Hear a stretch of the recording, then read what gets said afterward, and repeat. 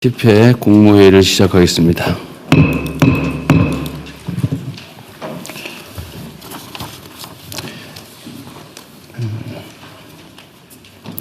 중동 상황으로 급등했던 기름값이 석유 최고 가격제 시행 후에 다소 안정되고 있습니다. 국민들께서 최고 가격제 시행 효과를 보다 충분히 체감하실 수 있도록 현장 점검 강화 등 가용 수단을 총동원해 주시기 바랍니다. 중동 상황이 당초 예상을 뛰어넘는 방향으로 확대되고 있습니다.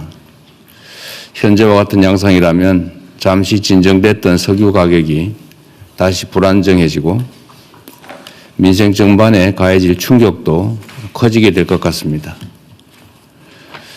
이제는 상황 장기화를 전제로 최악의 시나리오까지 염두에 둔 대책을 마련해야 되겠습니다.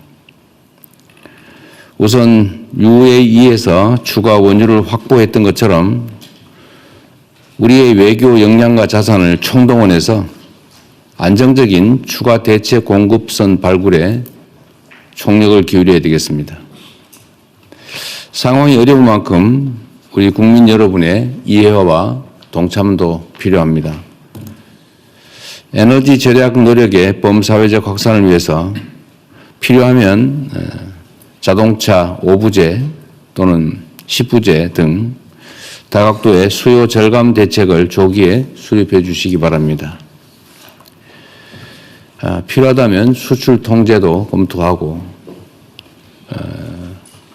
원자력 발전소의 가동을 늘린다든지 이런 비상대책도 강구해야 되겠습니다. 약간 중기적 대책으로 화석연료 중심의 에너지 체계를 최대한 신속하게 재생에너지 중심으로 전환해 나가야 되겠습니다. 그리고 지금 상황이 계속 악화되면서 취약계층, 우리 서민들의 삶이 더 팍팍해지고 있습니다. 원래 위기 상황이 발생하면 또 위기 상황 속에서 이익을 보는 집단들도 있고 또 위기 상황을 악용해서 부당하게 이익을 취하는 경우도 있습니다. 그러나 대체적으로 많은 국민들은 더 어려움에 처하게 됩니다. 이런 점을 고려해서 취약계층 또 수출기업 지원 등을 위해서 전쟁 추경을 신속하게 편성해 주시기 바랍니다. 아침에도 보니까 정청래 대표께서 예산 심의도 사상 최고의 속도로 심의하겠다 이렇게 말씀해 주시던데 하여튼 국회도 최대한 빨리 심사하고 또 전쟁 예산이 전쟁 추경이 신속하게 집행될 수 있도록 다각도로 노력해 주시기 바랍니다. 어려운 시기지만 우리는 위기를 기회로 만들 충분한 역량이 있습니다. 정부는 어떤 상황에서도 우리 국민들의 삶이 흔들리지 않도록 모든 수단을 동원해서 선제적으로 또 기민하게 대처하겠습니다. 정부를 믿고 일상 속에서 최선을 다해 주시기를 부탁드립니다. 외풍이 거셀수록 국가 대전환을 위한 발걸음에 속도를 내야 합니다. 특히 중요한 것은 경제의 지속적 성장을 가로막는 수도권 집중 성장 시대에서 지방 주도 성장 시대로 과감하게 전환해야 된다는 것입니다. 수십 년 동안 굳어진 성장 구조를 통째로 바꾸는 일이기 때문에 그에 따른 대책도 기존의 문법과 틀을 뛰어넘는 그런 방식과 속도여야 합니다. 관계부처는 재정, 또 세제, 세금, 금융제도, 규제체제 등 모든 정책 수단을 지방주도 균형 성장에 맞춰서 새롭게 정비해 주시기 바랍니다. 단편적으로 할 일이 아니고 국무총리실이 주관이 돼서 전 부처청에서 체계적이고 장기적이고 근본적인 대책을 수립해 주시기 바랍니다. 오늘 행안부의 발표도 있긴 하던데 예를 든다면 균형발전 영향 평가를 모든 정책에 필수적으로 한다든지 하는 제도도 좀 만들어야 되지 않을까 싶습니다.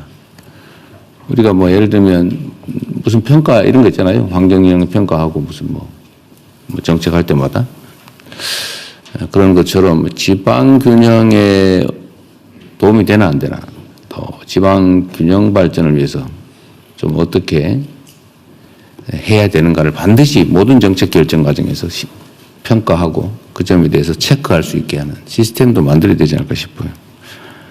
그리고 좀 더 과감해야 될 것 같습니다. 지방의 지역에 뭐 투자하는 경우에 세제 아주 뭐 최소한으로 지원하는 게 아니고 상상하기 어려운 정도로 대규모로 확실하게 지원해 준다든지, 또는 우리가 생각하는 것처럼 재생에너지 공급 체계를 좀 신속하게 갖춰서 에너지 공급 가격을 대폭 낮춰주고, 또 실제 예를 들면 수도권에 여기는 송전 비용이나 이런 것들을 전 국민이 동시에 부담하고 있기 때문에 그 점을 반영한다든지, 또 그런 걸 할 때도 우리 서민들 피해가 발생하지 않도록 제도를 철저히 잘 만들어 주시면 어떨까 싶습니다. 예를 들면 이번에도 제가 보기에는 추경에 지금 어떤 검토를 하고 있는지 모르겠는데, 추경 내용에 소비자들, 그러니까 유류 소비자들뿐만이 아니라 어쨌든 위기 상황 때문에 경제적 타격이 발생하지 않습니까? 물론 외관상은 성장하고 K자 성장이기 때문에 좋아진 데는 엄청 좋아지고 있어요. 뭐 사상 최대 수준의 아마 영업이익이 발생할 것 같다, 그런 얘기도 하더라고요. 문제는 그게 한 군데 쏠린다는 거고, 대다수 취약분야는 더 나빠지는 상황이기 때문에 결국은 소득 지원 정책을 안 할 수가 없을 것 같은데, 이번 추경을 한다면 그럴 때도 아주 지방에 더 대대적으로 할 수 있게 그냥 뭐 10% 더 하고 이렇게 하지 말고 좀 획기적으로 좀 해주시기 바랍니다. 어쨌든 생각을 전면적으로 바꿔야 됩니다. 지금 수도권 중심으로 계속 가면 나라의 미래가 없어요. 어쨌든 비상조치를 해야 됩니다.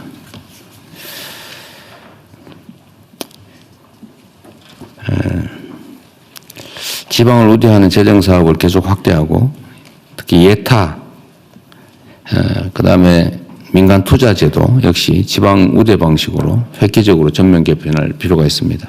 하여튼 전 부처 전 영역에서 총괄적으로 좀 제도 개편을 검토해 주시기 바랍니다. 또 내년도 예산, 당장으로 보면 내년도 예산 또 중기 재정 계획에 대폭 반영해 주시기를 부탁드립니다. 세계가 주목하는 BTS 광화문 공연이 며칠 앞으로 다가왔습니다. 전 세계의 K컬처의 우수성, 대한민국의 높은 위상을 거듭 확인할 수 있는 중요한 계기로 생각됩니다. 그런데 문제는 안전입니다. 빈틈없는 안전대책 수립에 총력을 기울여 주시기 바랍니다. 행안부와 경찰, 또 소방 등 모든 관계부처는 각별한 경각심을 가지고 발생 가능한 모든 상황에 철저하게 대비하시기 바랍니다. 그리고 최근에 명동 인근 숙박업소 화재로 인명피해가 발생했던데 숙박시설의 안전도 꼼꼼하게 살펴봐야 되겠습니다. 그리고 또 한 가지 뭐 가능성이 크진 않다고 하지만 소위 테러 가능성에 대한 대비도 충실하게 해주시기 바랍니다. 성공적이고 안전한, 그리고 대한민국을 빛내는 행사가 될 수 있도록 역량을 잘 모아주시기 바랍니다.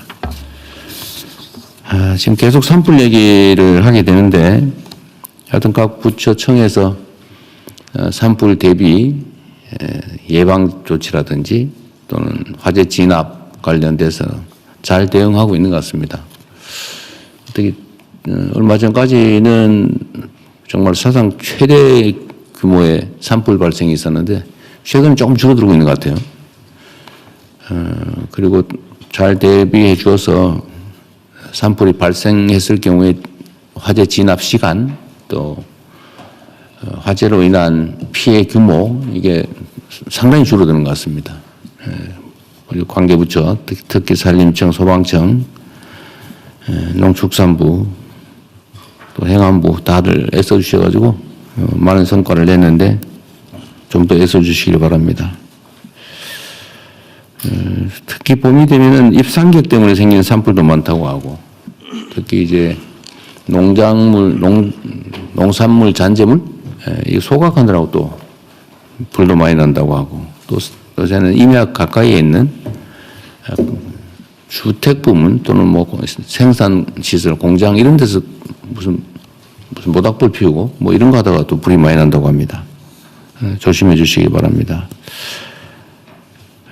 특히 헬기 진압이 꽤 효과가 있는 것 같은데 국방부에서도 어쨌든 협조 잘 해줘서 큰 도움이 되고 있어요. 그리고 야간 진압은 계속 얘기가 이것저것 있던데 사다 놓고 안 쓰면 안 되잖아요. 그리고 밤에는 거의 뭐 인력으로 진압하다 보니까 밤에 불이 많이 번지고 그러는데 8대인가 사놨다고 하니까 잘 쓰도록 하십시오. 훈련도 열심히 하시고. 하여튼 이 산불 문제는 생각하는 것 이상으로 심각합니다. 화재로 인해서 인명피해도 많이 발생하고 재산피해는 말할 것도 없고 산림 자체 소실도 큰 손실이죠. 우리 국민들께서 어제 그런 게 유행이라고 그래요. 이렇게 비교하는 거. 산불은 얼마나 많이 발생하고 있나? 산불에 의한 피해는 얼마나 되나? 산불 진압 시간은 얼마나 단축됐나? 또 피해 규모는 얼마나 되나? 이런 거 계속 그래프로 표로 그리니까 신경 써서 역시 열심히 노력하는 정부다. 우리 국민들의 피해와 억울함을 많이 줄였다. 이런 평가를 객관적으로 받을 수 있도록 최선을 다해 주시기 바랍니다.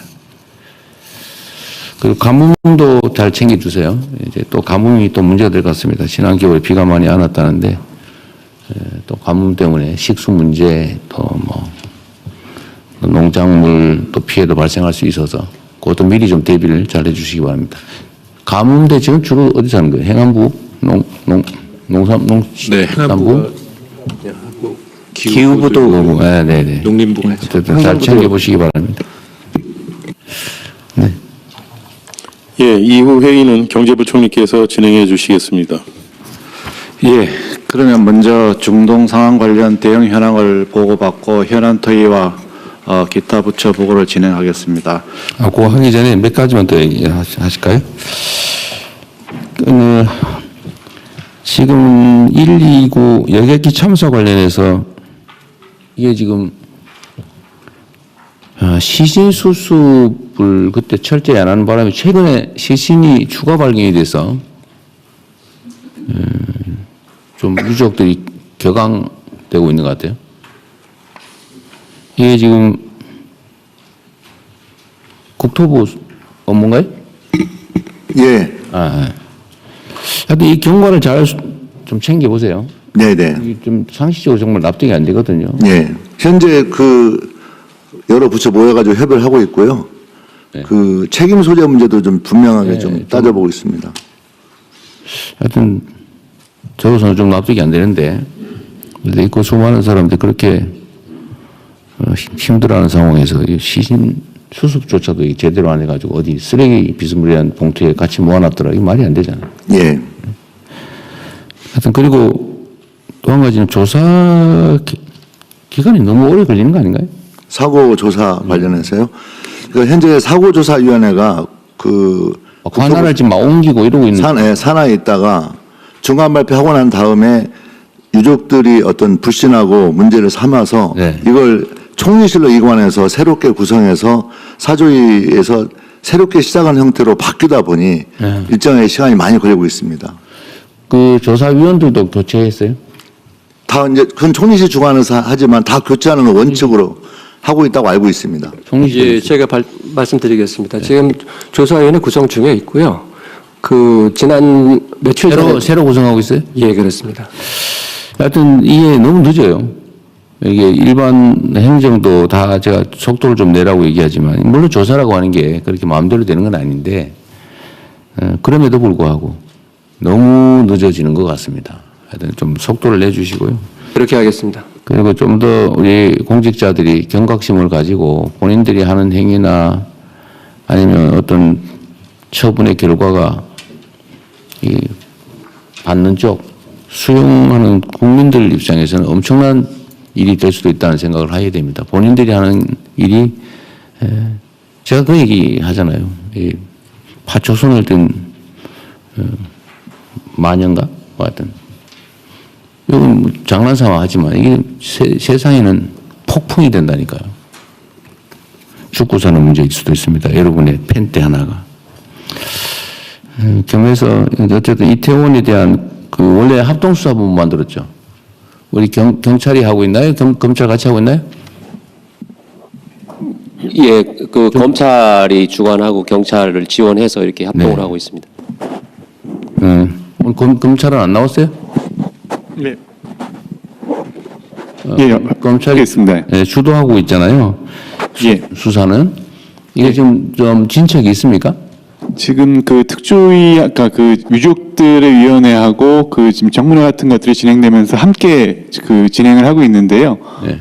지금 현재 그 위원회의 쪽하고 계속적인 그 접촉을 하면서 요구사항 반영해가지고 수사를 진행하고 있습니다. 예, 수사 인력 규모는 얼마나 돼요? 검사 같은 경우에는 6명 남짓 정도 돼 있고요. 예. 경찰은? 경찰 인원제 좀 숫자까지 정확히 경찰 11명가 있습니다. 11명. 하여튼 여기도 좀 속도를 내주시기 바랍니다. 열심히 하고 있을 것 같긴 한데 이제 너무 오래됐고요. 세월호도 지금 뭘 어떻게 처리하고 있나요? 세월호는 어느 부처 주관하고 있습니까 지금? 예, 해양산부입니다. 예. 지금 여기도 지금 뭐 진상규명이나 이런 거 뭐 하고 있어요? 그거 다 끝났어요? 그건 다 끝났고요. 예, 일부 추모 사업과 또 일부 선 배상 받은 분들의 뭐 조금의 민원사항 이런 부분들이 좀 있습니다. 하여튼 이것도 좀 유족들이나 또 피해 가족들이 억울하다, 뭐 무관심해서 섭섭하다 이런 얘기 안 나오게 잘 챙기십시오. 예, 세심하게 살피겠습니다.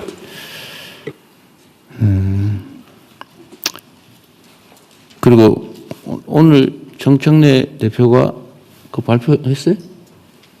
검찰개혁 관련 예, 9시 발표를 했습니다. 발표했어요? 그러면 이제 다 된 거예요? 검찰개혁? 예, 상임위 과정에 남아 있고 법사위가 또 남아 있습니다. 이 과정에서 어쨌든 명확하게 얘기를 하면 검찰개혁이라고 하는 게 어쨌든 우리 국민들의 관심도 높고 또 국정과제 주요 과제 아닙니까? 근데 그 핵심은 수사와 기소를 분리한다.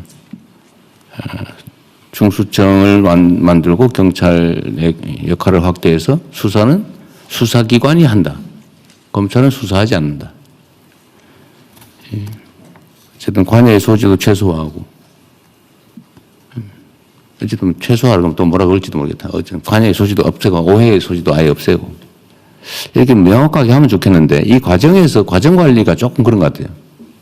행안부다, 법무부, 국무조정실 여기가 주로 아마 국회 쪽 특히 여당하고 소통을 한 것 같은데 이게 참 그런 게 있어요. 제가 수기하라고 했잖아요. 수기를 하라. 논의해서 결정을 하라는 거잖아요. 근데 수기를 하려면 일단 기본적으로 소통이 돼야 되고 소통의 기반이면 진지하게 토론이 돼야 되는데 나중에 보고 나면 나는 듣지도 못했다 뭐 이런 사람이 나타나기도 하고 아니 뭐 그냥 하라니까 했다 뭐 이런 식의 얘기를 하기도 하고 나중에 다 지금 뭐 책임도 안 지고 뭐 이런 일이 벌어지잖아요. 누구의 잘못이라고 내가 따지자는 건 아닙니다. 따지자는 건 아닌데 하여튼 터놓고 막 지겨울 정도로 얘기를 해야 되거든요. 이게 원래 어려운 사안들 같은 경우는 제가 가끔씩 쓰는 방법인데 얘기할 기회를 다 주고 어려운 의제일수록 끝날 때까지 계속 얘기를 하면 나중에 지쳐가지고요. 수용성이 높아져. 근데 그게 아니고 바쁘다고 그냥 억압하거나 아니면 막 제한하거나 이런 식으로 해놓으면 나중에 그게 다 이게 문제가 돼요. 좀 힘들더라도 특히 갈등 의제일수록 또 이해관계가 부딪히는 것일수록 정말로 진지하게 터놓고 진짜 수기를 해야 됩니다. 그래야 나중에 2중, 3중으로 일이 벌어지지 않아요. 이번에도 좀 그런 경향이 없지 않았던 것 같아요. 앞으로 하여튼 제가 얘기한 대로 일단 진짜 수기를 하려면 대전제는 진지하게 토론해야 되고 그 이전 단계로 진짜 소통이 돼야 됩니다. 신뢰가 있어야죠. 억지로 모아놓고 말도 못하는 분위기에서 막 시간만 때우면 그게 되겠어요. 물론 뭐 당정 관계라고 하는 게 그렇게 누가 우위에 있는 것도 아니긴 하지만 그래도 더 많이 노력해야 된다. 그 말씀 하나 드립니다. 지금 헌법 개정과 관련된 논의는 누가 담당해요? 어느 부처가 합니까? 아무도 저희 아마 국정과제는 저희가 담당하고 있기 때문에 국조실에서 아마 좀 국조실에서? 챙겨가야 될 거라고 생각하고 있습니다. 예. 이게 지금 이제 국회의장께서 합의되는 거, 국민이 동의하는 쉬운 의제부터 순차적으로 개헌을 하자. 지금 그렇게 말씀하셨지 않습니까? 제 기억으로도 예를 들면 5.18 정신을 헌법 전문에 넣는다. 이건 야당도 맨날 하던 얘기잖아요. 공약하기도 하고 5.18만 되면 가서 약속도 하고 막 수없이 했던 거란 말이에요. 국민들께서도 이걸 반대하지는 않으실 것 같고. 또 지방 자치 강화. 또 하나가 이제 계엄 요건 강화. 이런 거였는데 이거는 다 국민들도 다 동의하고 야당도 뭐 반대하지 않을 것 같은데. 하여튼 이 문제에 대해서도 정부가 관심을 가지고 좀 진척이 될 수 있도록 노력해야 될 것 같습니다. 근데 국무총리실 소관은 아닌 것 같은데. 이거 법무부도 같이 검토해야 되는 거 아닌가요? 뭐 저희가 따로 준비하고 있지는 않습니다. 법제처에서 그전에는 그 담당했었던 것으로 알고 있습니다. 근데 그러면 정부 차원에서 개헌에 대한 우리가 지금 뭘 주도해서 지금 할 단계는 아직 아닌 것 예, 같지만 그렇습니다. 할 수 있는 거는 하자. 예. 그래서 그 일리 있는 제안이어서 이것도 한번 정부 차원에서 공식 검토를 좀 하고 예, 기초자를 모으도록 입장도 하겠습니다. 좀 정리해 가면 좋겠어요. 법제처가 국무총리실하고 같이 얘기하든지 하셔가지고요. 그리고 이게 언제나 또 형평성 균형 이런 얘기하는데 제가 기억하기로는 지금 야당에서 5.18 정신을 헌법 전문에 넣으면서 부마 항쟁도 넣자 뭐 이런 주장을 했던 기억이 나거든요. 저는 그것도 한꺼번에 같이 하면 더 좋을 것 같아요. 부마 항쟁도 우리 매우 헌정사에 의미 있는 거기 때문에 뭐 같이 하면 형평성도 맞고 논란도 줄이어서 할 수 있지 않을까 싶습니다. 단계적 점진적인 개헌도 하나의 사례로 한번 해보면 좋을 것 같습니다. 그리고 요새 공정위 열일하고 계시대요? 잘하고 계십니다.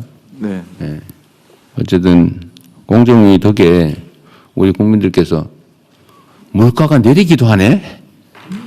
이런 경험을 해서 요새 아주 놀라워한다고 합니다. 네. 우리 국세청도 아주 잘하고 계시고.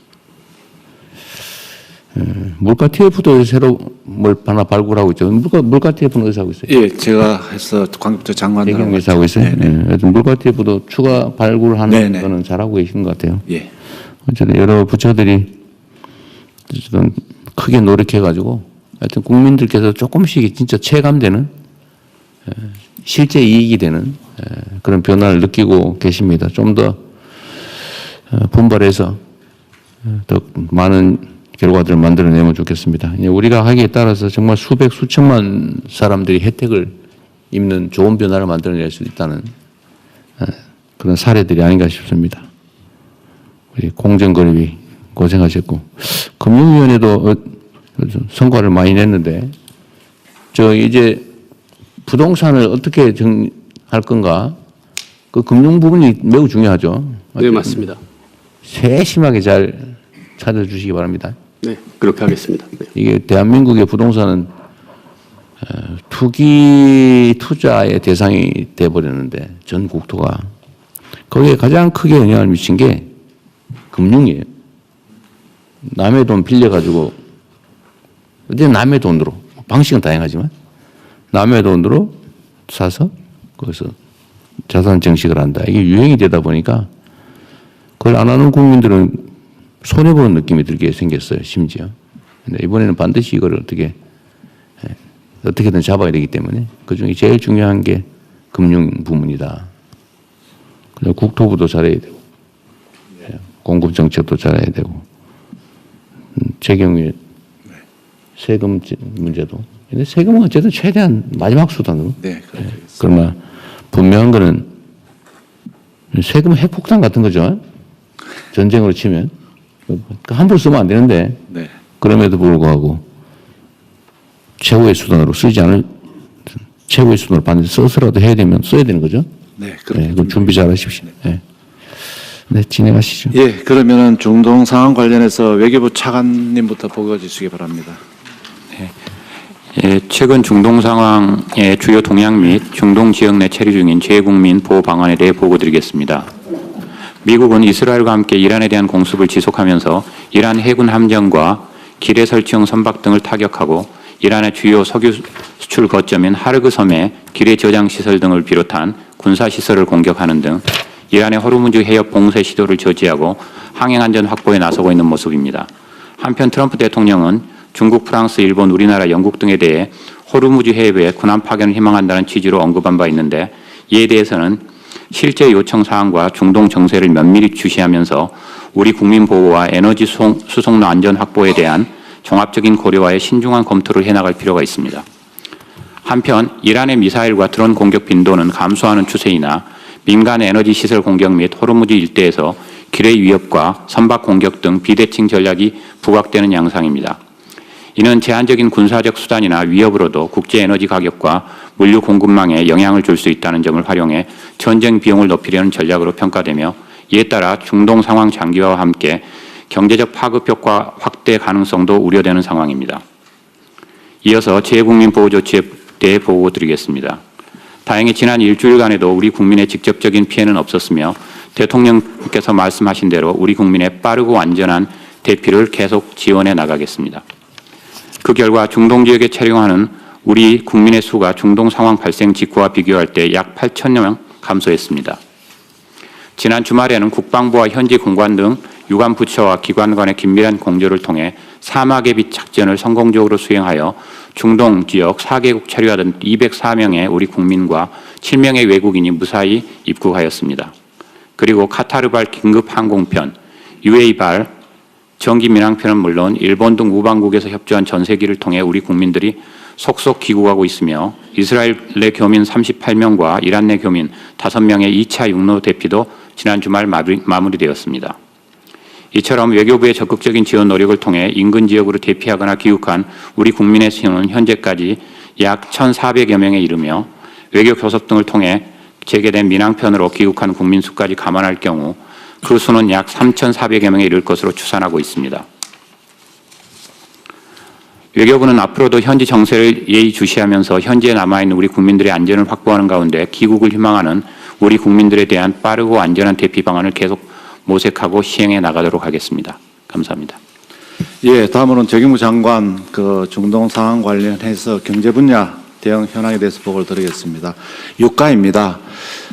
어제까지만 해도 국제 유가가 100불을 넘었습니다만 호르무즈 해협 일부 통항 가능 있다는 그런 뉴스 보도에 따라서 오늘자로는 어제 브렌트유가 106불을 어제 기록했었는데 오늘 아침 저희들이 확인한 결과 100불 90센트로 좀 내렸습니다. 특히 웨스트 텍사스 중진유는 어제가 한 101불 정도 됐습니다. 오늘 94불로 이렇게 떨어진 그런 상황입니다. 어쨌거나 하여튼 중동 상황이 안정화되는 게 유가에 직접적인 영향을 미친다는 그런 겁니다. 그다음에 국내 석유로 제품 가격입니다. 휘발유는 어제 5시 기준으로 1,833원입니다만 오늘 아침 저희들 확인한 결과 1,831원으로 일부 소폭 하락했습니다. 경유 같은 경우도 1,832원이 오늘은 1,829원 50원까지 이렇게 50전까지 이렇게 내렸기 때문에 좀 일부 좀 국민들 보시기에 부족한 부분이 있습니다만 조금씩 내려가고 있다는 말씀을 드리고요. 또 일부 주유소에서는 1,700원대까지도 나타난 상황입니다. 정부가 더 적극적으로 점검하고 현장의 안내를 통해서 휘발유나 경유 가격이 안정화되도록 하겠습니다. 주식 시장 상황은 어제 조금 올랐습니다. 그리고 미국 시장도 좀 오른 상황입니다. 좀 등락이 이렇게 지속되고 있는 상황입니다. 그리고 환율 같은 경우는 이제 이 호르무즈 중동 상황으로 인한 외부적인 요인으로 1,490원대를 오르내리고 있습니다. 금리도 일부 상승하고 있는 그런 상황입니다. 산업 분야입니다. 호르무즈 해협 의존도가 높은 나프타 수급 차질이 지금 발생하고 있습니다. 그래서 정부가 대책을 마련하고 있다는 말씀을 드리겠습니다. 수출 중소기업의 운송 차질이나 물류비 부담 등은 저희들이 신속한 추경 등을 통해서 부담을 줄여드리는 노력을 하도록 하겠습니다. 대응 방안입니다. 민생 안정과 경제 회복을 위한 추경을 최대한 신속히 편성해서 국회에 또 빨리 통과되도록 하겠습니다. 내용으로는 물류비나 유류비 부담 경감, 소상공인, 농어민 등 민생 안정, 그다음에 피해 수출 기업 지원 등을 담도록 하겠습니다. 특히 대통령이 강조하시는 바와 같이 지원은 하되 직접 차등 지원으로 어려운 부분을 더 촘촘하게, 더 많이, 더 두텁게 지원하는 대책을 마련토록 하겠습니다.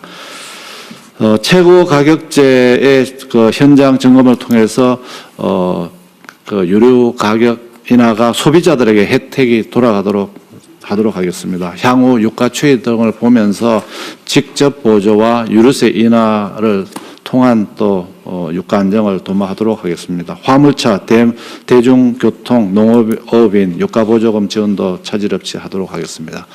지금 어려운 상황입니다만 되도록이면 상반기 공공요금은 가급적 동결하려고 합니다. 그리고 농축수산물 할인 지원 확대 등을 통해서 우리 민생 경제 안정도 도모하도록 하겠습니다.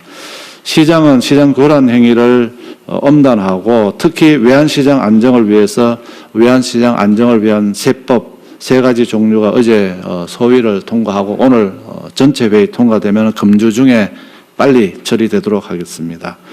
그리고 채권시장 안정화를 위해서 필요한 경우 국고채 매입을 하고 긴급 바이백 등을 통해서 시장 안정화를 통한 금리도 안정화시키도록 하겠습니다.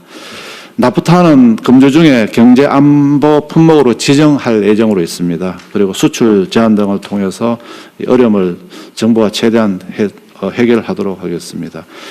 그리고 그 해외 운송비 이외에도 전쟁 위험 할정료, 그다음에 물류 반송 비용, 현지 발생 지체료, 우회 운송비 등을 포함한 긴급 물류비 바우처를 도입해서 어려움을 해소하도록 하겠습니다. 그리고 지원도 패스트 트랙을 통해서 빨리 하도록 하겠습니다.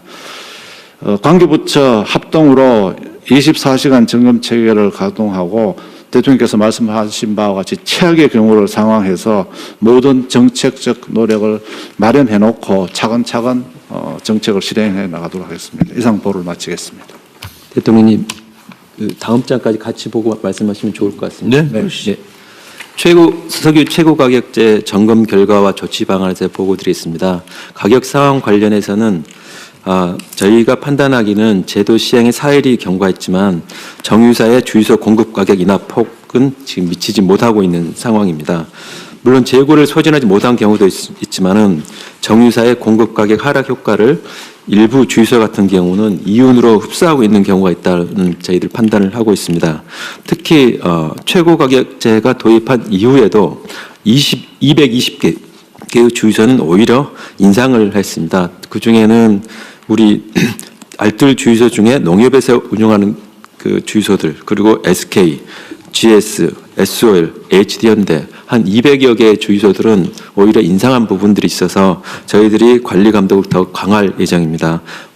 방안 관련해서는 우선 석유 관련을 단 오일 콜센터가 있습니다. 오일이 들어가지고 오일 콜센터를 창구를 활용해서 그리고 이걸 통해서 저희들이 계속 대국민 신고를 받고 있고요.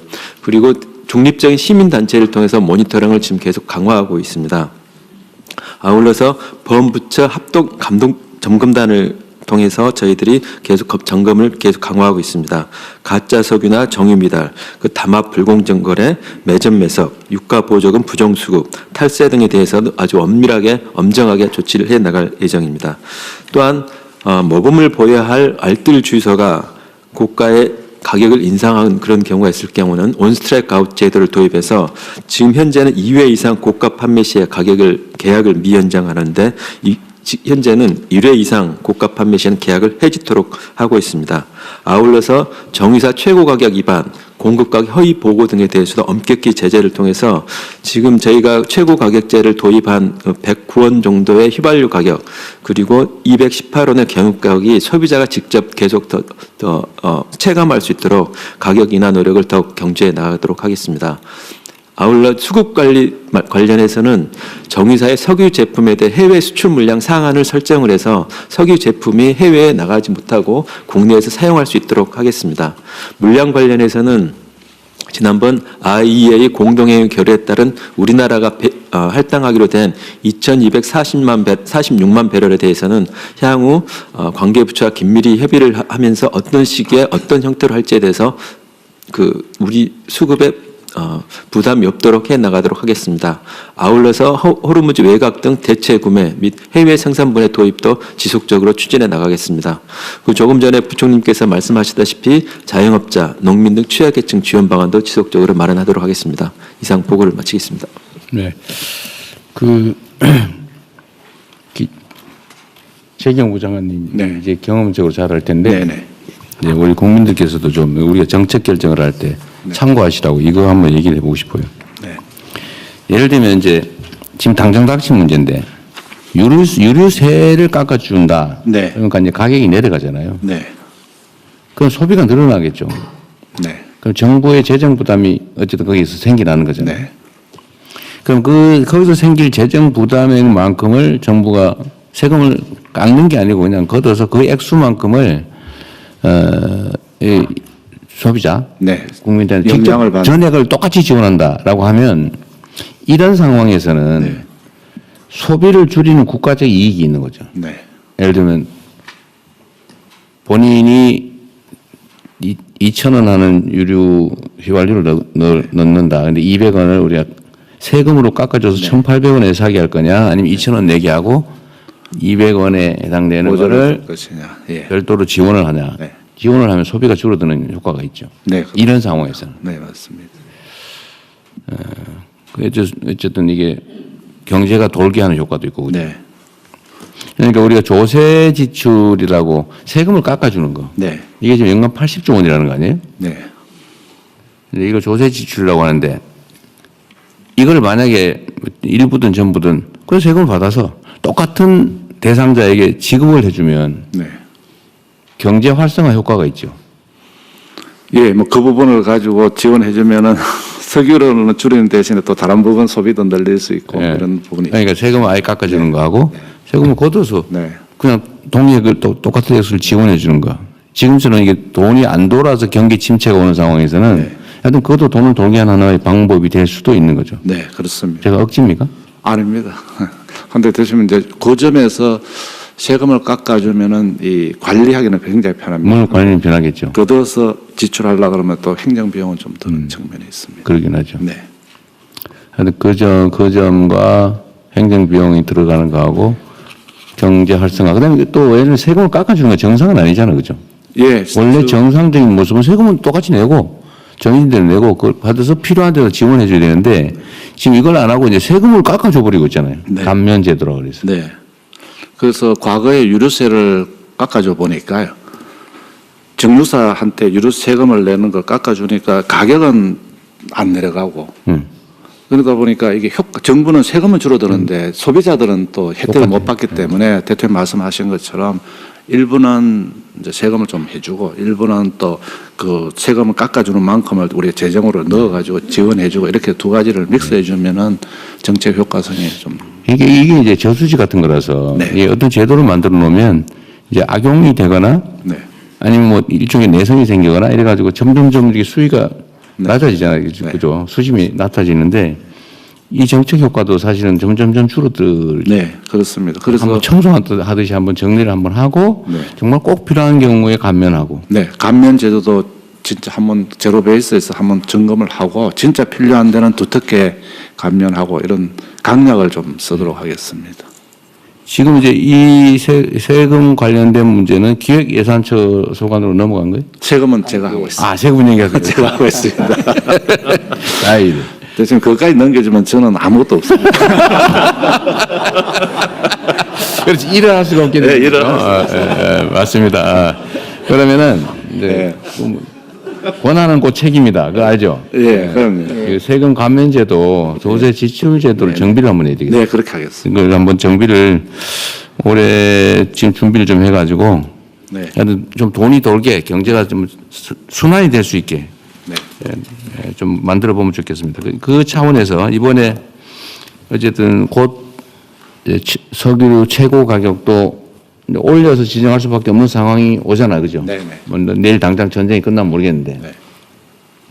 어쨌든 그렇게 될 경우에는 어쨌든 최저 가격을 정한 것과 올리지 않을 수 없고 너무 재정 부담이 너무 크니까 실제 원가하고 차익을 또 보상해 줘야 되잖아, 그죠? 네, 그렇습니다. 어쨌든 이걸 고려했을 때 최고 가격을 이제 지정하는 것도 올려가는 거 우리는 각오를 해야 되는데 그럼 결국 뭐 유류세를 좀 내려주든지 아니면 뭐 바우처를 주든지 아니면 네. 기타 소비 지원을 해주든지 네. 해야 될 거 아니에요. 네, 그렇습니다. 이제 두 가지 중에 선택을 해야 되는데 네, 유류세를 대폭 깎아줘가지고 가격을 인상을 좀 줄이면 네, 이제 그만큼 세금은 줄어들고 네, 세금이 재정세는 줄어들고 소비는 안 줄어들 좀 덜 줄어들고 네, 뭐 아무래도 그 네. 유류세를 낮춰주면은 일반 그 유가가 줄어듭니다. 근데 요거하고는 직접 관련되지만 나머지 부분은 이제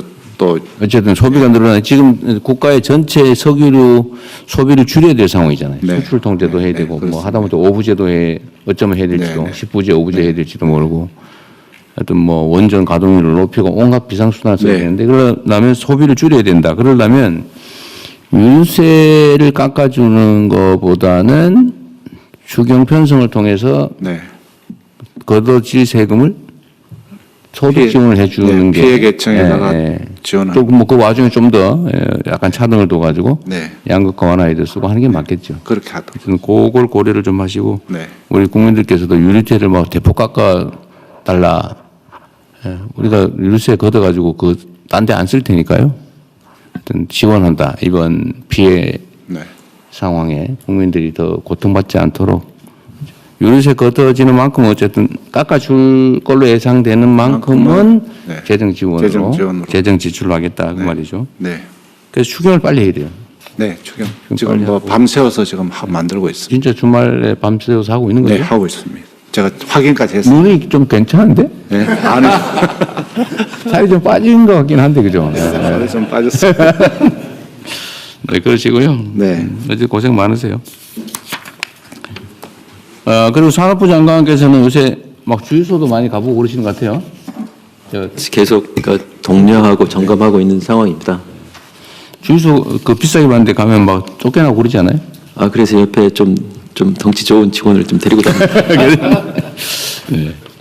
그 우리 산업부 장관 보시고 그 주유소 비싸게 받으시는 몇 분이 계시다더라고요. 이거 했는데도 더 올려 받는 데가 있다고 그러대요. 예, 그래서 하는 데가 있다는데. 예, 맞습니다. 저희들 정말 다니다 보니까 핑계는 많습니다. 핑계는 재고가 많아가지고 그렇다고 이야기를 하는데 최소한도 이번 주 중간 정도 되면은 이제 그런 핑계도 이제 없어지는 시간이 그러니까요. 돌아옵니다. 그 너무 심한 것 같고 아주 홍보를 많이 해서 이제 고객들이 끊어지는 피해를 입게 되는데도 그런다 그 말이죠. 예, 그래서 저희들이 하여간 이번 주에는 그거 혹시 그렇게 막 부당하게 올려서 돈 많이 벌어서 어디다 쓰는지 제대로 세금 내는지 한번 확인해 봐야 되겠어, 그죠? 예, 맞습니다. 그래서 국세청하고 같이 협력을 하고 있고요. 오늘은 아예 그 올린 기업들에 대해서는 이거 가지고 또 뭐 직권남용 이런 소리 나오지 않게 조심하십시오.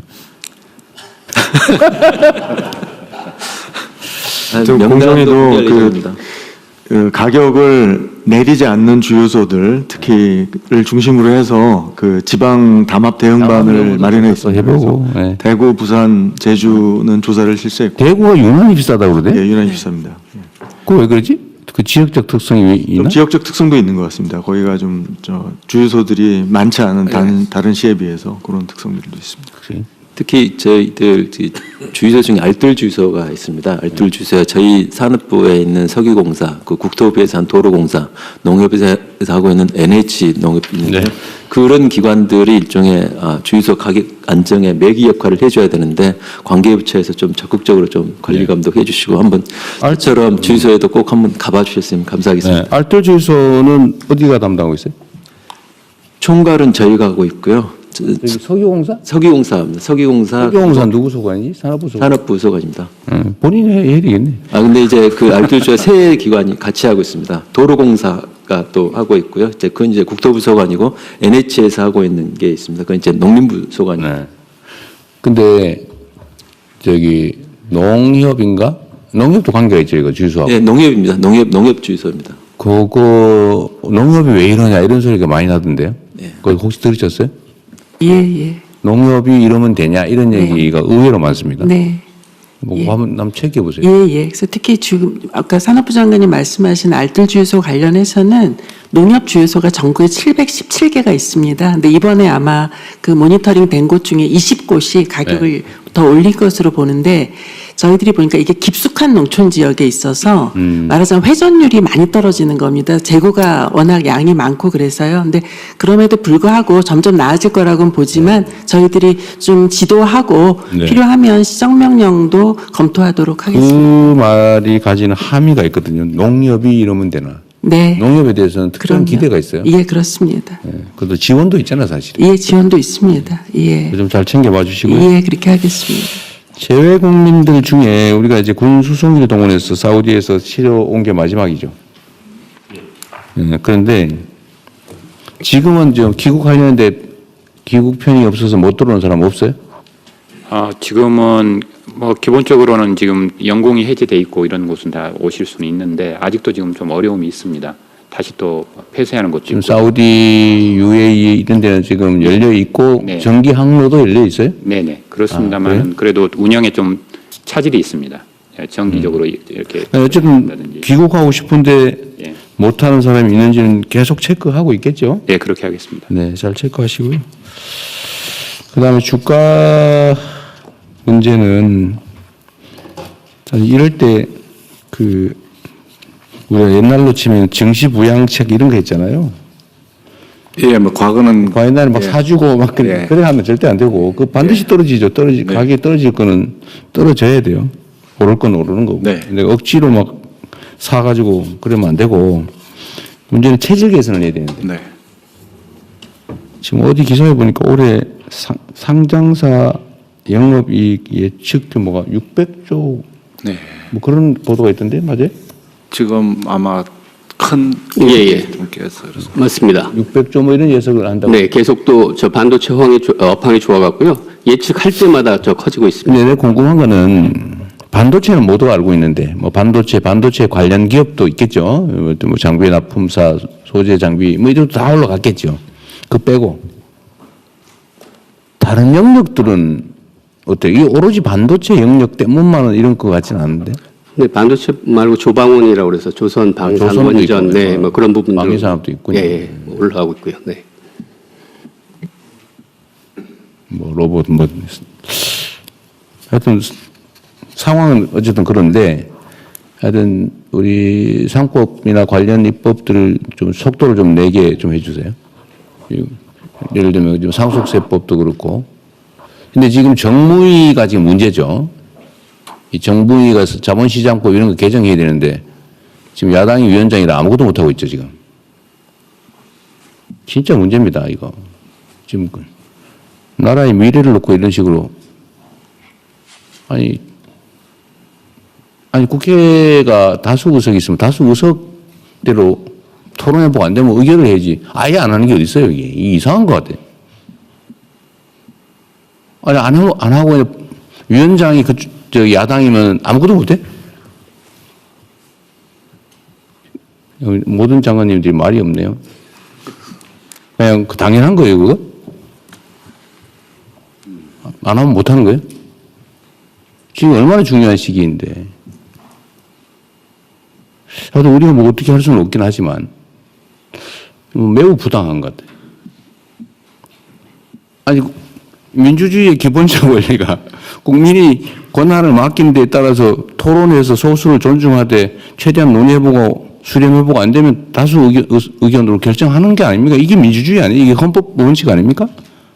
그 하반기에는 국회 소관이긴 합니다만 상임위원회 배분 문제를 좀 원칙적으로 우리가 얘기할 건 아니긴 한데 예. 어쨌든 지금 심각해요. 특히 정무위가 지금 이거 자본시장법이나 뭐 금융 관련된 그 많이 맡고 있는 데가 정무위죠. 예, 공정거래법도 맡고 있습니다. 공정거래법도 그거 고쳐야 되잖아요. 지금 진척이 안 되죠. 아니 못 하고 있는 거 아니에요 지금.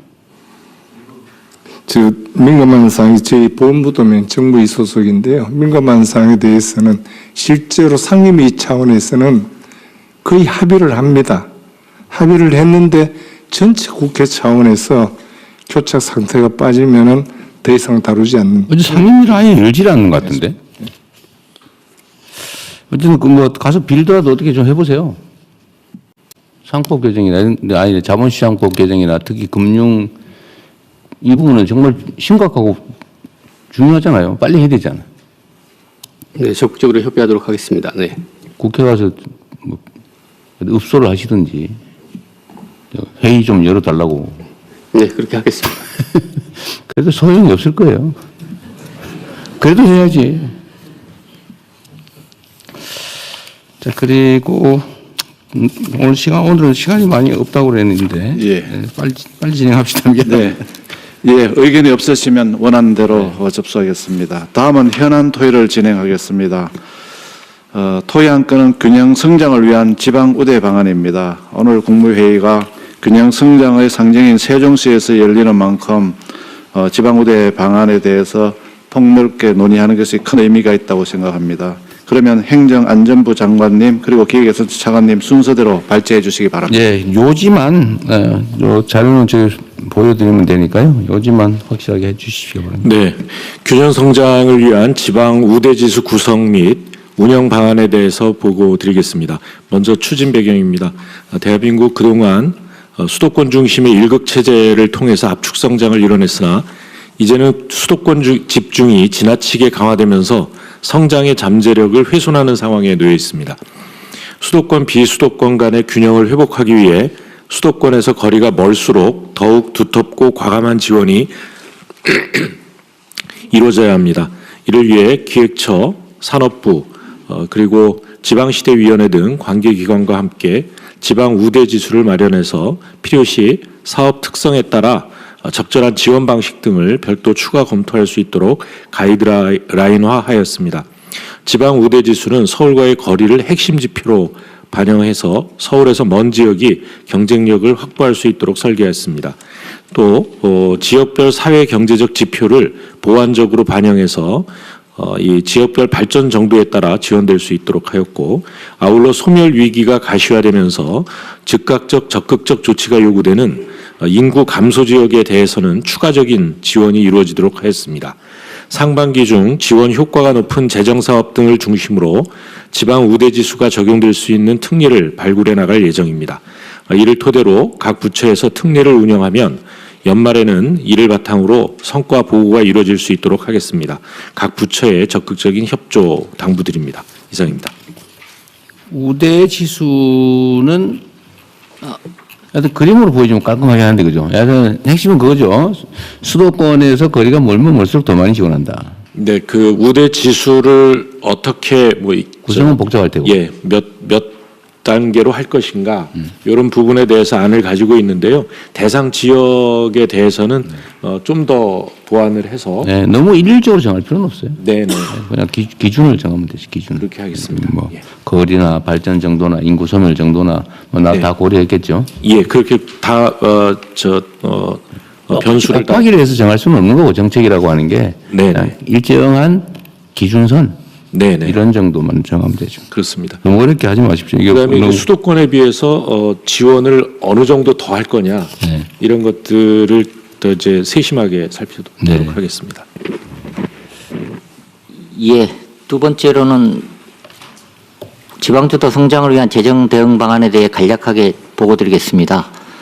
지방주도 성장 얘기들을 많이 하는데 이거는 단순히 지역균형 발전의 문제는 아닌 것 같습니다. 대한민국 대개조, 대전환의 핵심 과제인 것 같습니다. 어찌 보면 조금 중장기적으로 보면은 대한민국이 죽느냐 사느냐의 문제인 것 같습니다. 그래서 수도권 쏠림으로 인한 지방 소멸 위험에 대응하고 지방이 진정으로 성장 주체가 될 수 있도록 모든 재정사업과 재정대조를 총동원 하겠습니다. 그리고 추진 배경하고 관련해서는 행정안전부 장관님께서도 말씀을 해주셨는데요. 현재 지금 인구도 20년부터 수도권 인구 비중이 비수도권 인구 비중보다 많아지기 시작했고요. 최근 통계는 25년에는 지금 51%입니다. 그리고 실제로 생산이 얼마만큼 이루어지느냐, 지역 내 총 생산을 비교해 보면 15년부터는 수도권이 더 많아지기 시작했는데요. 24년 최신 통계를 보면 53대 47로 격차가 지금 점점 더 벌어지고 있습니다. 이런 상황을 놓고 봤을 때 수도권 일극체제를 극복하고 지방주도 성장으로 대전환하지 않으면 대한민국의 미래는 없는 것 같습니다. 그래서 여기서 발표드리는 재정사업, 재정제도를 포함해서 세제, 금융, 규제 완화 등 가용한 모든 정책수단을 더 늦기 전에 지방 살리기에 맞춰서 재정렬할 필요가 있는 것 같습니다. 지방주도 성장을 위한 재정 대응 방안 몇 가지에 대해서 말씀드리겠습니다. 좀 첫 번째로는 정부 예산은 재정사업에 지방우대 원칙을 확대 적용하는 겁니다. 26년 예산에 아동수당 등 지금 7개 사업에 대해서 시범적으로 지방우대를 추진하고 있습니다. 그리고 27년 예산부터는 지금 방금 행안부 장관님이 보고드린 지방우대 지수에 따라서 모든 재정사업에 대해서 지방우대 원칙을 적용하는 방식으로 일을 해나가도록 하겠습니다. 첫 번째로는 수도권과 거리, 두 번째로는 사회경제지표 이런 거를 종합적으로 고려해서 사업별 특성에 따라 지역별 우대를 적용하는데요. 이거는 정부에서 상상력을 어떻게 발휘하느냐에 따라서 여러 가지 방식이 가능합니다. 그래서 밑에 있는 항목들을 보시면은 지원금 자체를 수도권에서 멀수록 더 많이 주는 방법도 있고요. 또 정부 사업을 하게 되면은 자기가 부담하는 비율이 있는데 지방이 상황이 어려우니 자기가 부담하는 비율 자체를 수도권에서 멀수록 낮춰주는 방법도 있고요. 그리고 또 사업 물량이 확대가 되면 수도권보다 비수도권에 우선적으로 사업 물량을 배정하는 방법도 있고요. 지역화폐 같은 경우는 수도권, 비수도권, 인구 감소 지역에 따른 구분에 따라서 국비 보조 비율을 바꾸는 방법도 있습니다. 그래서 여러 가지 방법이 있을 수 있기 때문에 다음 페이지입니다. 27년도 예산을 요구하실 때는 이게 전국적으로 시행되는 사업이다. 이 사업이 지역 인구 유입 효과가 생기겠네? 지역 경제하고 산업 기반을 확충하는데 도움이 되겠네? 이런 사업 같은 경우는 각 부처에서 필수적으로 이게 뭔가 지방우대가 가능한 거 아닌가? 이런 고민을 해서 27년 예산을 요구해 주십사 부탁 말씀을 올립니다. 그리고 두 번째로는 포괄보조를 확대하고 초광역권 개정을 신설하는 내용이 있는데요. 포괄보조라는 거는 지방정부가 나 이 사업 하고 싶다. 그 사업을 자율적으로 선정하는 게 포괄보조 사업인데요. 이미 26년 예산에 25년도에 비해서 규모는 한 3배 정도 늘려서 11조를 했고요. 사업 개수도 47개에서 2배 가까이는 121개로 했습니다. 그런데 27년 예산할 때도 포괄보조 사업을 늘리려고 하는데요. 포괄보조 사업을 늘리게 되면 각 부처 입장에서는 내 권한과 내 영향력 주네 이렇게 생각하실 수 있습니다. 하지만 지방주도 성장이라는 대의를 위해서 각 부처에서 포괄보조 사업을 적극적으로 발굴해 주시고 저장적인 협조를 부탁드립니다. 그리고 그 다음으로는 초광역 개정이라는 게 있습니다. 지역균형발전 특별회계에 초광역 개정을 만들어서 A광역지자체하고 B광역지자체가 우리가 공동으로 문화나 복지 서비스를 이용해 봐야 되겠다. 산업 클러스터를 만들더라도 A 지역에 여러 가지 시설을 몰빵하는 것보다는 A하고 B 광역지자체가 큰 그림을 그려서 클러스터를 배치하면 훨씬 더 도움이 될 것 같다. 이런 사업들을 초광역 개정을 신설을 해서 배치할 계획으로 했습니다. 세 번째는 정부 돈이라는 게 세금만 있는 게 아닙니다. 그래서 민간 투자 제도도 지방에서 민자 사업이 활성화될 수 있도록 인구 감소 지역 그리고 지역 업체가 활발하게 참여할 수 있도록 인센티브를 이미 만들었습니다. 이거 같은 경우는 민자 사업 기본 계획을 이미 수정을 해서 즉시 시행할 수 있도록 하겠습니다. 그리고 예비 타당성 조사 제도 이거 관련해서 중앙부처뿐만 아니라 지방정부에서 여러 가지로 애로가 많습니다. 그래서 이번에 개편할 때는 지역 우대가 될 수 있도록 확실하게 개편을 했는데요. 첫 번째는 인구 감소 지역 같은 경우는 지역균형 가중치를 5%포인트 높이고요. 5%포인트 높이는 만큼 경제성하고 관련된 평가 비중을 5%포인트 낮출 거고요. 그리고 또 실제로 예비 타당성 조사를 하다 보면 이런 불만이 많습니다. 이게 틀림없이 효과가 날 텐데 정량 분석을 해보니 효과가 안 나는 걸로 돼 있다. 이런 불만의 목소리들이 굉장히 높습니다. 그래서 기존 같은 경우는 지역 낙후도를 정량적으로만 평가했는데 이런 도로를 만들면은 그 다음에 우리가 가지고 있는 역사, 문화를 이용하면 관광산업이 활성화될 수 있겠다. 이런 정성적인 요인도 예비 타당성 조사에 포함시킬 수 있도록 하였습니다.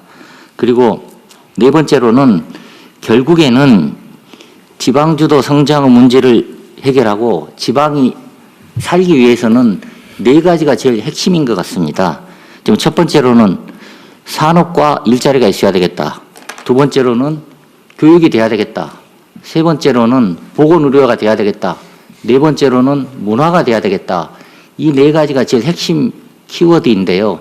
27년 예산을 각 부처에서 설정을 하실 때 이런 내용이 충실하게 반영될 수 있도록 지역 주력 사업과 연계, 거점 국립대, 지역 필수 의료 확충, 문화 인프라에 관련된 사업을 적극적으로 발굴해 주십사 말씀을 드립니다. 그리고 향후 계획하고 관련해서는 모두의 대통령께서 말씀을 주신 것처럼 27년 예산과 중기재정 계획을 작성하는 과정에서 각 부처와 지방정부, 기획예산처가 충실히 협의해서 이런 내용이 발굴될 수 있도록 했으면 좋겠습니다. 그리고 중앙하고 지방정부 재정전략 협의회도 상설화해서 지방정부가 말로만 파트너가 아니고 진정으로 소통해서 진정한 파트너가 될 수 있도록 하겠습니다. 그리고 지금 보고자료에는 포함 안 돼 있습니다만은 두 가지 말씀을 대통령께서 모두 말씀하실 때 주셨는데요. 첫 번째는 추경하고 관련해서 두 마리 토끼를 잡아야 됩니다. 속도도 중요하고 치밀한 설계도 중요합니다. 그래서 이 두 마리 토끼를 잡기 위해서 관련되는 모든 부처가 주말과 휴일을 반납하고 지금 현재 작업이 진행 중이다는 말씀을 드리고요. 또 추경 예산안의 내용을 준비하는 과정에 지금 방금 말씀드린 지방 우대 정신이 반영될 수 있도록 각별하게 유의해서 추진하도록 하겠습니다. 그리고 균형성장 영향평가 말씀도 주셨는데요. 균형성장 영향평가와 관련해서는 지방시대위원회, 행안부, 재경부, 기획예산처가 이런 평가를 할 수 있는 틀을 지금 만들고 있습니다. 그래서 지금 국회에서는 이런 걸 의무화하는 법안이 의원 입법으로 제출은 돼 있고요. 그리고 실제로 어떻게 균형성장 영향평가를 할 건지에 대해서는 관계부처 간에 작업을 하고 있어서 26년 중에는 평가가 될 수 있도록 하고 이 평가 결과에 따라서 예비타당성 조사에 대해서도 별도로 혜택이 갈 수 있는 그런 방안을 같이 궁리해 볼 수 있도록 하겠습니다. 금융위원회 사실 이 금융 부분도 지방 우대 정책이 좀 가능한 게 있지 않아요? 맞습니다. 네. 뭐 민간 금융기관들한테 저 지방에 이자 깎아주라 이럴 수는 없겠지만 뭐 보증제도라든지 뭐 이런 데서 지방에 혜택을 줄 수는 있을 것 같은데 그죠? 네, 지금부터 저희도 지방우대 금융이라는 컨셉으로 해가고요. 그래서 일단은 정책 금융기관들, 이제 정부가 하는 공공영역이니까 목표제를 했습니다. 예전까지 지방에 얼마 주겠다 그런 포션이 없었는데, 아예 포션도 확실히 줘갖고 그 목표도 달성하고요. 그다음에 다양한 지방 우대 관련된 금리라든지 한도라든지, 그다음에 이전 기업, 그다음에 거기서 하는 기업들도 하고요. 그다음에 실제로 민간 금융기관들에서 아주 단적으로는 부산 같은 경우는 돌아와요 부산항에 그래서 청년들이 부산으로 옮기면 거기에 대출을 해주는 뭐 그런 식으로 지방의 컨셉들을 많이 금융 분야도 지방에 대해서 산업 배치나 이런 거 기업들이 검토할 때 금융상 혜택도 중요할 것 같아요. 금융, 세제, 규제 뭐 말할 것도 없고 예를 들면 인프라, 그다음에 교육 여건 아까 얘기한 대로 문화, 정주 여건 뭐 이런 것들이 매우 중요할 것 같은데. 저런 거 있잖아요. 재경부 소관인지 모르겠는데 국내 생산 촉진세 뭐 이런 거 도입할 거잖아요. 네. 그런 거 할 때 지금 미국에도 그런 거 지방에서 할지 모르겠는데 하는 것 같은데. 근데 그것도 지방에서 할 경우에 화끈하게 더 지원해 주는 방법도 있잖아요. 예, 뭐 그런 부분까지도 검토하겠습니다. 지금 이제 지방 생산 촉진세제 같은 경우가 가능하면은 또 지역이 갈 수밖에 없습니다. 지금 생산 기지를 그렇게 만들어야죠. 네네, 그렇게. 세금 혜택도 혜택이고 금융도 그렇고. 예를 들면 인프라나 이런 것들 우리가 뭐 대대적으로 정부 부담으로 공공 부담으로 구축을 해준다든지. 네, 해줘야 됩니다. 문제는 어쨌든 학교 같은 교육 시설 문제하고 그 동네에서 좀 이렇게 먹고 놀 수 있는 문화 인프라 이게 중요한데 이건 결국 공공에서 투자를 해줘야 될 거 아닙니까? 네, 그래서 대통령 지금 각 부처별로 그 사업이 있습니다. 그래서 어떤 국내 기업이 생산을 하기 위해서 나가게 되면 거기다가 이렇게 우선적으로 배치하는 그런 전략도 같이 협의하도록 하겠습니다. 근데 이거를 막 전 지방에 뭐 동시에 하려면 돈이 너무 많이 드니까 몇 군데 딱 찍어가지고 선도지구 같은 걸 하든지 아니면 이번에 뭐 초강력 통합한데 이런데 뭐 이런 데에다가 집중해 준다든지 그렇게 하겠습니다. 연구를 좀 해보십시오. 예, 그러니까 지금 우리가 초혁신 산업이라든지 전략 산업이 가는 경우는 각 부처에서 흩어진 예산을 거기다가만 투자만 해줘도 우선 해결이 가능합니다. 그래서 그런 대신 말씀하신 방안을 저희들 적극 실행하겠습니다. 근데 이게 너무 흩뿌려져가지고 효과가 없게 하면 안 되고 모닥불처럼 모아가지고 확연하게 뭐 앵커 역할이라고 그럽니까? 하여튼 그런 걸 할 수 있게. 하여튼 아이디어 있는 대로 다 짜내고 좀 더 과감해질 필요가 있습니다. 예. 세금이든 금융이든 제도든 인프라든 하여튼 이 나라의 이 성장 발전 경로를 통째로 교정하는 거라서 쉽지가 않아요. 사실 되게 조심스럽고 막 망설여지고 걱정되고 그렇게 돼 있거든요. 그런데 어쨌든 이 방향을 틀지 않으면 이게 나라가 큰일 납니다. 에너지도 엄청나게 필요하고 결단도 필요하고 용기도 필요하죠. 특히 지방기업은 중소기업이 잘해야 돼요. 지금 말씀 주신 거 맞춰서 중소기업 정책들도 전부 지금 너무 좀 흩뿌려지는 것들도 많고 그리고 지방기업과 서울기업의 차이가 없습니다. 그냥 사업을 심사하다 보니까 그래서 이번에 이제 지방 관련된 기업들의 사업에는 훨씬 더 가중치를 주고 그리고 최근에 펀드 구성하는 부분도 보면 이제 지방하고 이 매칭 비율도 지방일 경우는 좀 더 우대하는 형태들로 이제 전체 방향들을 다 잡고 있고요. 이따가도 말씀드리겠지만 사실 중기부의 모든 방향들은 많이 하는 것보다는 다 줄여서 통합해서 좀 하나로 좀 규모감 있게 하는 걸로 전체 방향을 지금 잡고 틀고 있습니다. 네, 중소기업 뭐 이것도 굳이 국민들께서 좀 이해해 주십사 말씀을 좀 드리면 중소기업 지원 정책이라고 하는 게 지금까지는 그냥 근근히 먹고 사는 데다 이렇게 막 생존하라고 지원해 준 게 꽤 많단 말이에요. 사실 그렇게 하면 안 되고 이러면 점점 나빠지거든요. 과감하게 좀 걷어내야 되거든요. 걷어내고 대체 산업을 키워야 될 거 아닙니까? 대체 기업들. 일자리도 좀 더 나은 미래형으로 대체해야 되는데 어제 재교육도 하고 또 기업인들도 생 마인드도 좀 바꾸고 뭐 인공지능화가 저는 그런 것 중에 하나이기도 하겠지만 하여튼 중소기업 지원은 너무 갈라져 있는 데다가 그 나누어서 그냥 거의 그냥 그야말로 지원받는 이거에서 조금은 좀 벗어날 필요가 있겠다. 새로운 창업이든 또는 성장이든 아니면 뭐 하여튼 이렇게 좀 새로운 새싹이 돋는 그런 것들을 좀 해야 될 것 같아요. 나중에 한번 정리해서 말씀드릴 건데 이제 중소기업이 항상 시작을 하기 때문에 창업기업에 대한 그 지원이 있습니다.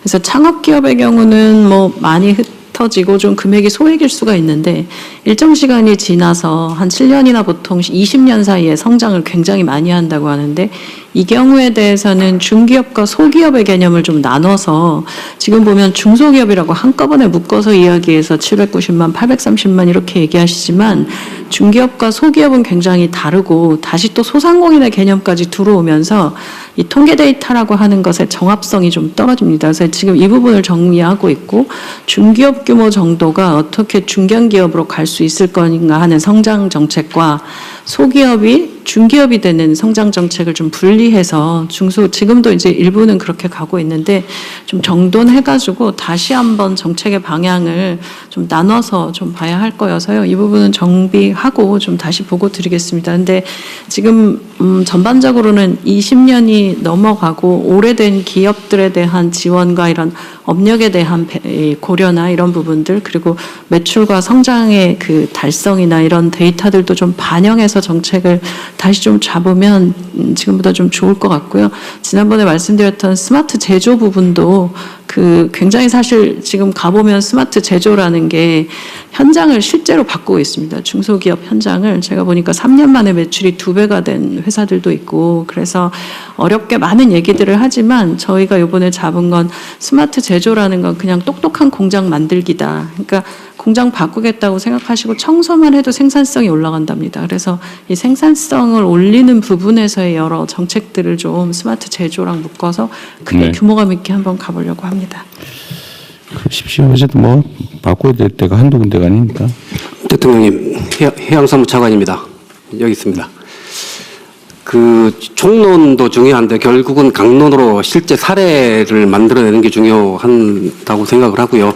대통령께서 어려운 결단을 아까 말씀하셨는데 제일 큰 결단을 해주신 게 해양수산부 부산 이전이라고 저희들은 생각을 합니다. 저희들 한 3개월 지금 됐는데요. 제가 우리 직원들하고 같이 부산을 이전하면서 오늘 지방 우대 방안하면서 느끼는 것은 결국은 최종적으로는 우리가 사람에 대한 고민을 좀 많이 해야 된다는 생각을 느끼게 됩니다.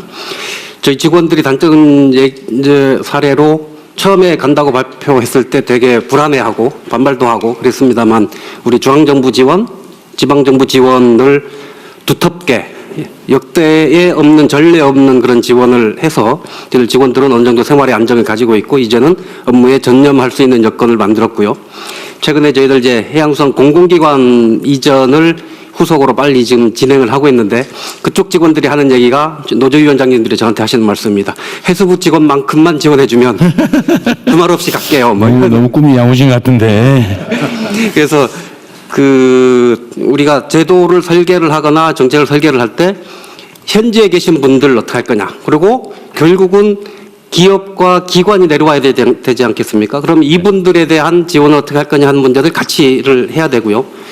지금 해운 기업들을 저희들이 한 30대 기업은 모시고 가려고 지금 얘기를 하고 있는데 조금은 아직은 좀 망설이고 있는 단계입니다. 그래서 오늘 말씀 주신 것처럼 과감한 금융 세제 지원안을 만들어서 우리 재경부 금융위 등과 협의를 해서 보고를 드리도록 하겠습니다. 하여간 그런 과정을 통해서 해운기업, HMM뿐만 아니라 관련 기업들이 같이 부산에 가서 직접 할 수 있도록 저희들이 적극적으로 추진하겠다는 말씀 드리겠습니다. 해수부 직원들은 지금 부산으로 자기 바꿔서 가겠다는 사람이 160명이 넘게 대기하고 있다는.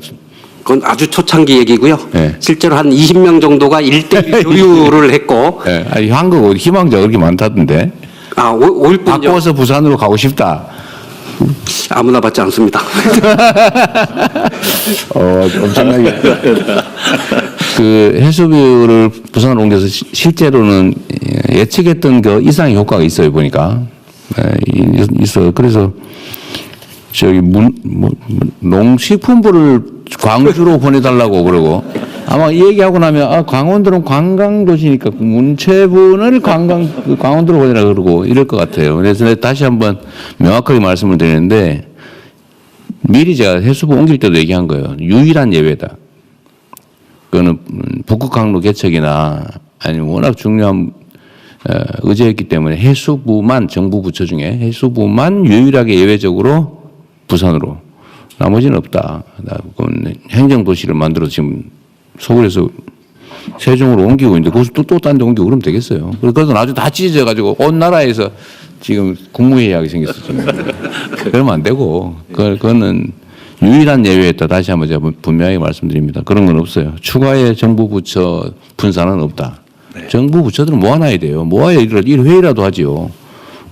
지금 농축신부 광주 갔다 어떻게 언제 올 거야 지금. 협의도 안 되고 그러면 안 됩니다. 네. 자 시간이 많이 지났으니까.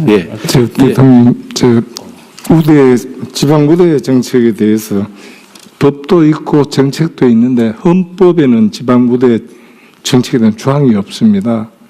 그래서 저희들이 채용을 이래 할 때 보면은 늘 수도권에 있는 학생들이나 취업자들이 지방 지역 인재 할당제를 하게 되면 꼭 평등 조항 가지고 헌법 소원을 들어옵니다. 이 차제 모두의 그 헌법 전문 개정 말씀하셨는데 헌법 개정하실 때 지방 우대 조항을 확실히 헌법에 못 받는 것도 한번 고려해 주셨으면. 그거 쉽지 않습니다. 그 전에 하여튼 이 아동수당 지방에 더 주자 그것도 지금 국회에서 반대해가지고 한참 묶여가지고 안 됐었죠? 통과됐습니다. 통과됐지. 예, 오늘 통과돼서 이제 4월부터 예, 소급 지급. 어제는 그게 안 하는 걸로 지금 합의까지 됐었던 거 아니에요? 소위에서. 소위에서는 이제 1년으로 유예해서 평가하고 보자고 했는데요. 그리고 이제 지역사랑 하여튼 그렇습니다. 지방에 지원하자 그러면 또 그 반대하는 사람도 있어요. 하여튼 그건 그렇고. 자, 다시 지금 행사가 있습니다. 빨리 지나갑시다. 예. 이상으로 토의를 마치고 부처 보고가 있겠습니다. 첫 번째 국민성장펀드 추진 현황 및 향후 계획에 대해서 금융위원장님 보고해 주시겠습니다. 간략하게 핵심 위주로 보고해 주시죠. 네, 금융위원장입니다. 국민성장펀드 추진 현황 및 향후 계획 보고 드리겠습니다. 국민성장펀드는 첨단 전략 산업을 둘러싼 글로벌 기술 투자 전쟁에 대응하여 대규모 민간 합동 자금을 조성함으로써 한국 경제 향후 20년을 책임질 미래 성장 동력과 관련 생태계에 집중 지원하는 초대형 국가 성장 프로젝트라고 할 수 있습니다. 개요 먼저 보시면 이제 규모입니다. 첫 번째 동그라미 보시면 자금 조성과 규모는 첨단 전략 산업 기금이 5년간 75조 원을 조성해서 이 공공 자금을 마중물로 삼아 금융권 등 민간에서 동일한 75조 원을 매칭 조성합니다. 그래서 총 매년 30조 원씩 5년간 총 150조 원을 투입합니다. 투자 대상은 첨단 전략 산업이 투자 대상입니다. 이 중에서 파급 효과가 큰 사업, 지방 경제에 기여하는 사업, 산업 생태계 조성에 촉진하는 프로젝트가 대상이 되겠고요. 두 번째 그 지방 경제 보시면 대통령 말씀하신 대로 지방 주도 경제 성장을 위해서 저희 국민성장펀드 조성에 150조 원 중 40% 이상인 60조 원을 지방 관련 프로젝트에 투입할 예정입니다. 지원 수단은 직접 간접 투자, 인프라 투영자, 저리 대출 등 다양한 금융 지원 방식을 총망라했고요. 대규모로 장기간 투자하는 모금 자본이 되겠습니다. 두 번째, 현재까지 신속하게 대상 프로젝트를 선정 발굴하고 있는데요. 1차로 7건의 메가 프로젝트가 선정됐습니다. 그 밑에 작은 글씨로 1번부터 7번 보시는 그 프로젝트들이 되겠고요. 그중에서 2월까지 3건에 대해서는 자금 공급 승인까지 완료가 됐습니다. 그리고 3, 4월 중 첫 번째 K-엔비디아 육성 프로젝트를 뒷받침할 국내 대표 AI 반도체 기업에 대해서 수천 원대의 이건 증자에 직접 지분 투자로 참여하는 게 예정돼 있습니다. 그 밑에 박스를 보시면 지난 1, 2월간 지원된 세 가지 실적인데요. 첫 번째는 전남 신안우이 해상풍력 재생에너지 풍력 사업이 되겠습니다. 두 번째는 중국 배터리 기술을 압도할 수 있는 울산 차세대 2차 전지 공장 구축 사업이 되겠습니다. 세 번째는 평택 AI 반도체 HM 공장 생산기지 구축 사업이 되겠습니다. 모두 파급 효과가 크고 관련 생태계에 굉장히 중요한 그런 의미 있는 프로젝트들이 되겠습니다. 다음 페이지입니다. 향후 계획은 계속해서 첨단 산업 육성의 골든타임을 선점하기 위해서 계속해서 프로젝트 발굴에 더 가속화해 나가겠습니다. 사업 발굴은 지금 협업형으로 하고 있습니다. 산업계, 지방정부, 국민권들과 머리를 맞대고 현장에서 찾고 있고요. 금요일도 저랑 부위원장이 각각 1박 2일씩 호남, 충청, 영남권 등 직접 찾아가서 설명회도 개최하고 현장에 있는 공장, 기업들도 방문한 바 있습니다. 그리고 자금 수요는 이런 간담회나 설명회 통해서 지금까지 181건, 약 210조 원의 자금 수요가 지금 제한이 돼 있는 상황입니다. 그리고 제일 중요한 게 산업계, 결국 투자 수요처들이 중요하기 때문에 제가 이제 산업부 장관님 그리고 가계부 장관님 같이 해서 또 금융권, 산업계가 모이는 그런 행사들도 간담회도 계속 하고 있습니다. 그리고 금융권 같은 경우는 은행, 증권, 보험 등 여러 업권에서 국민성장펀드에 아까 75조 원 중 벌써 65조 원 이상 참여를 표명한 바 있고요. 계속해서 프로젝트를 같이 발굴하고 있습니다. 앞으로도 계속해서 성과를 가속화하는데 금년도 30조 원 목표가 있는데 목표 한도에 구애받지 않고 더 필요하면 더 적극적으로 지원하도록 하겠습니다. 지금 2차 메가 프로젝트가 지금 발굴이 지금 예정돼 있고요. 그다음에 벤처 혁신 생태계를 통한 간접 투자 지원은 과거 정책 펀드가 좀 나눠주기 식이었다면 대규모 스케일업, 초장기 지원 이런 부분으로 아주 강력하게 지원하도록 하겠습니다. 특기할 만한 게 국민 참여형 펀드가 되겠습니다. 지금 이 국민성장펀드가 잘 되고 그 첨단 산업이 성장하고 국가 경제가 발전하면 그 성과와 과실을 일반 국민들께서도 같이 함께 공유하실 수 있도록 국민께서 직접 참여하는 그 펀드도 지금 마련해서 출시하려고 하고 있습니다. 규모는 금년에 한 6천억 정도고요. 매년 6천억씩 해서 5년간 한 3조 원 정도 지금 예상을 하고 있습니다. 운영 방안은 안정적인 수익 확보를 위해서 여러 가지 장치를 지금 마련하고 있습니다. 첫 번째는 정부 재정이 후순위 출자로 참여해서 손실을 우선 부담하는 방식으로 위험을 방어합니다. 그래서 국민 공모자금의 위험 부담을 최소화하고요. 두 번째는 세제 측면에서 파격적인 소득 공제랑 배당 소득 분리과세를 통해서 수익률을 극대화하겠습니다. 다만 이 부분은 지금 국회 기재위 조세소위에서 마지막 지금 논의가 이루어지고 있습니다. 세 번째는 역량 있는 최고의 운용사를 선정해서 국민자금의 안정적 수익 확보를 지원하겠습니다. 추진 일정은 절차를 가능한 한 최대한 당겨서 한 5월 중에는 한번 출시가 될 수 있도록 한번 속도를 내보겠습니다. 그리고 보다 많은 국민들께서 참여하실 수 있도록 서민 전용 물량을 우선 배정한다든지 1인당 투자 한도를 설정한다든지 그런 세부적인 판매 방안도 정교하게 설계해 나가겠습니다. 이상 보고 마치겠습니다. 잘 준비하시는데요. 너무 소심한 거 아닌가요? 이게 국민참여펀드는? 네, 저 규모에 대해서 굉장히 고민을 많이 했는데요. 일단 시범적으로 해보되 5년 동안 이렇게까지는 하지 말고요. 예를 든다면 지금 송배전망 구축에 60조 원 든다고 하지 않았어요? 네. 근데 지금 한전 돈으로 하기 어렵잖아요. 네네. 뭐라고 한전에 빚을 져가면서 부채율 올려가면서 합니까? 그럴 필요 없고, 한전이 주관이 되되, 이거는 사실은 송배전망 사용료는 정부가 일종의 전기요금처럼 정할 거 아닙니까? 손해 안 나게 정할 거 아니에요. 이것처럼 안전한 사업이 어디 있어요? 그러니까 이게 지금 돈이 없어서 못한다 이런 소리 하면 안 되고, 송배전망 구축 사업은 어떻게 돼가고 있어요? 빨리 해야 될 거 아닙니까? 네. 재원을 이런 거 땅 짓고 헤엄치기 사업이잖아요. 사실은 국가 인프라 구축 사업은 사실 요금이나 이용료 뭐 이런 거 받는 거는 손해 안 되게 다 받잖아요. 책정해서 받잖아요. 심지어 정부가 재정으로 수익을 보전해 주기도 하잖아요. 꼭 필요한 경우는. 이렇게 하면 그 투자 자본은 괜히 누가 빚져가면서 회계상 부담을 져가면서 할 필요가 없을 것 같고, 이런 거에 국민들이 참여할 수 있게 해주면 지금 시중에 지금 투자할 돈이 넘쳐나는데 그런 것도 흡수도 좀 하고 좀 빨리 신속하게 하고 좀 그랬으면 좋겠는데 상의 안 하세요? 네, 했습니다. 근데 아마 지금 이거는 돈 문제보다도 송배전은 한전이 그런 걸 할 때 민간 자금을 지금 사업권들을 한전한테만 독점적으로 주는 부분이 어떻게 돼요? 한전은 그 기업 경쟁력이 있어서 그동안은 싼 이자를 받아서 쓰고 있었는데요. 뭐 핵심적으로는 지금 민원 때문에 사실 잘 안 되고 있긴 합니다만, 기왕이면 햇빛소득, 바람소득, 개통소득 해서 그 이익이 국민들에게 돌아갈 수 있도록 금융이랑 잘 설계하도록 하겠습니다.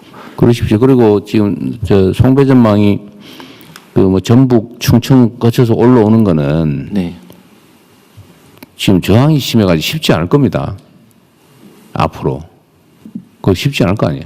그래도 어쨌든 뭐 해상 송전망을 지금 만든다는 거고, 해저 송전망. 근데 육상 송전망은 지금 그 민원이나 아니면 지역 입장에서 자기 지역 지나가면서 땅도 못 쓰고 그 허용하기 쉽지 않을 건데, 수도권이 결국 전기 부족 현상이 발생할 거 아니에요. 그래서 원래 육상 송전망이 6개 정도 됐었는데요. 그것의 상당 부분을 해상으로 돌려서 최소화 한 건데요. 그 송전망이 지나가는 지역에 햇빛 소득 마을을 우선 지원하고 그 아주 가까운 지역에 참마라 그러게. 그렇게 하면 충분히 일정한 희생이 있습니다만 소득도 더 높일 수 있도록 하면 사회 갈등을 최소화할 수 있을 거라고 판단합니다. 그건 이제 기후에너지부 입장에서는 그게 최선일 테고, 결국 산업부나 아니면 국토부든지 여기서는 하여튼 수도권의 그 산업 집중을 최소화해서 지방으로 가게 해야 돼요. 창업은 가능하면 지방에서 하고 있는 것도 지방으로 옮기고, 전기요금이 앞으로는 엄청난 부담이 될 텐데 전기요금 차등제도 다 현실적으로 빨리 검토해야죠. 빨리 계산도 하고 얼마 정도 차등이 발생하는지. 지금 이렇게 돼 있는 거 이렇게 바꿔야 될 거 아니에요. 네네. 근데 어쨌든 그러면 그 남쪽, 서쪽, 남쪽 이쪽 지역에 산업 기반을 만들려도 송배전망, 촘촘한 송배전망이 추가로 필요하잖아요. 그렇습니다. 거기에 돈이 들어간다는 거잖아요. 네. 그거를 다 설치를 해놔야 동네에서 뭐 나도 밭에다가 태양광 발전해서 전기 팔고 살래 이런 사람이 생길 수 있잖아요. 그죠? 네. 그러려면 빨리 깔아줘야 되잖아요. 그렇습니다. 시간이 없어요, 지금. 그래서 이번 추경에 그 관련 예산 신청도 했고요. 특히 개통이 이미 포화인 호남 지역은 ESS를 추가로 설치해서 깔면 충분히 가능할 거라고 봅니다. ESS도 깔아야 되고 송배전망도 추가로 촘촘하게 깔아야 되고 거기에 맞는 수요처들도 많이 유치를 해야 될 거 아니에요. 하여튼 그리고 거기 들어가는 대규모 투자는 아주 안전한 투자이기 때문에 장기적이고 안전한 투자이기 때문에 그거는 국민들한테 기회를 좀 주자. 이게 전에도 한번 얘기했지만 이거를 정부 재정으로 하려니 채무 부담 때문에 부담스럽고 민간에다가 회사에다 맡기는 너무 욕심을 부리고 그 무슨 꼬리에 리자 붙은 그 옛날에 말씀한 거 있잖아요. 하여튼 너무 비싸게 받아서 막 폭리를 취하고 이래서 국민 부담이 되고 딱 중간에 국민들이 투자하고 정부가 관리하는 걸로 하면 너무 욕심도 안 부리고 안전한 수익도 없고 그럴 수 있잖아요. 중간 제3섹터라고 합니까? 하여튼 이거를 최대한 많이 발굴해서 합시다. 네, 인프라 투용자 같은 경우는 국가 경제 미래를 위해서도 중요하고 말씀하신 대로 성과가 국민들한테 나눌 수 있는 부분이어서 계속해서 관계부처는 사업 잘 발굴하도록 하겠습니다. 국민들에게 안전한 투자처럼 만들어주는 게 국민경제 발전에 도움이 되잖아요. 국민소득도 올리고 자산 양극화도 조금 완화하고. 네, 국토부의 코레일 SR 고속철도 통합 추진 현황은 잘 되고 있는 거죠?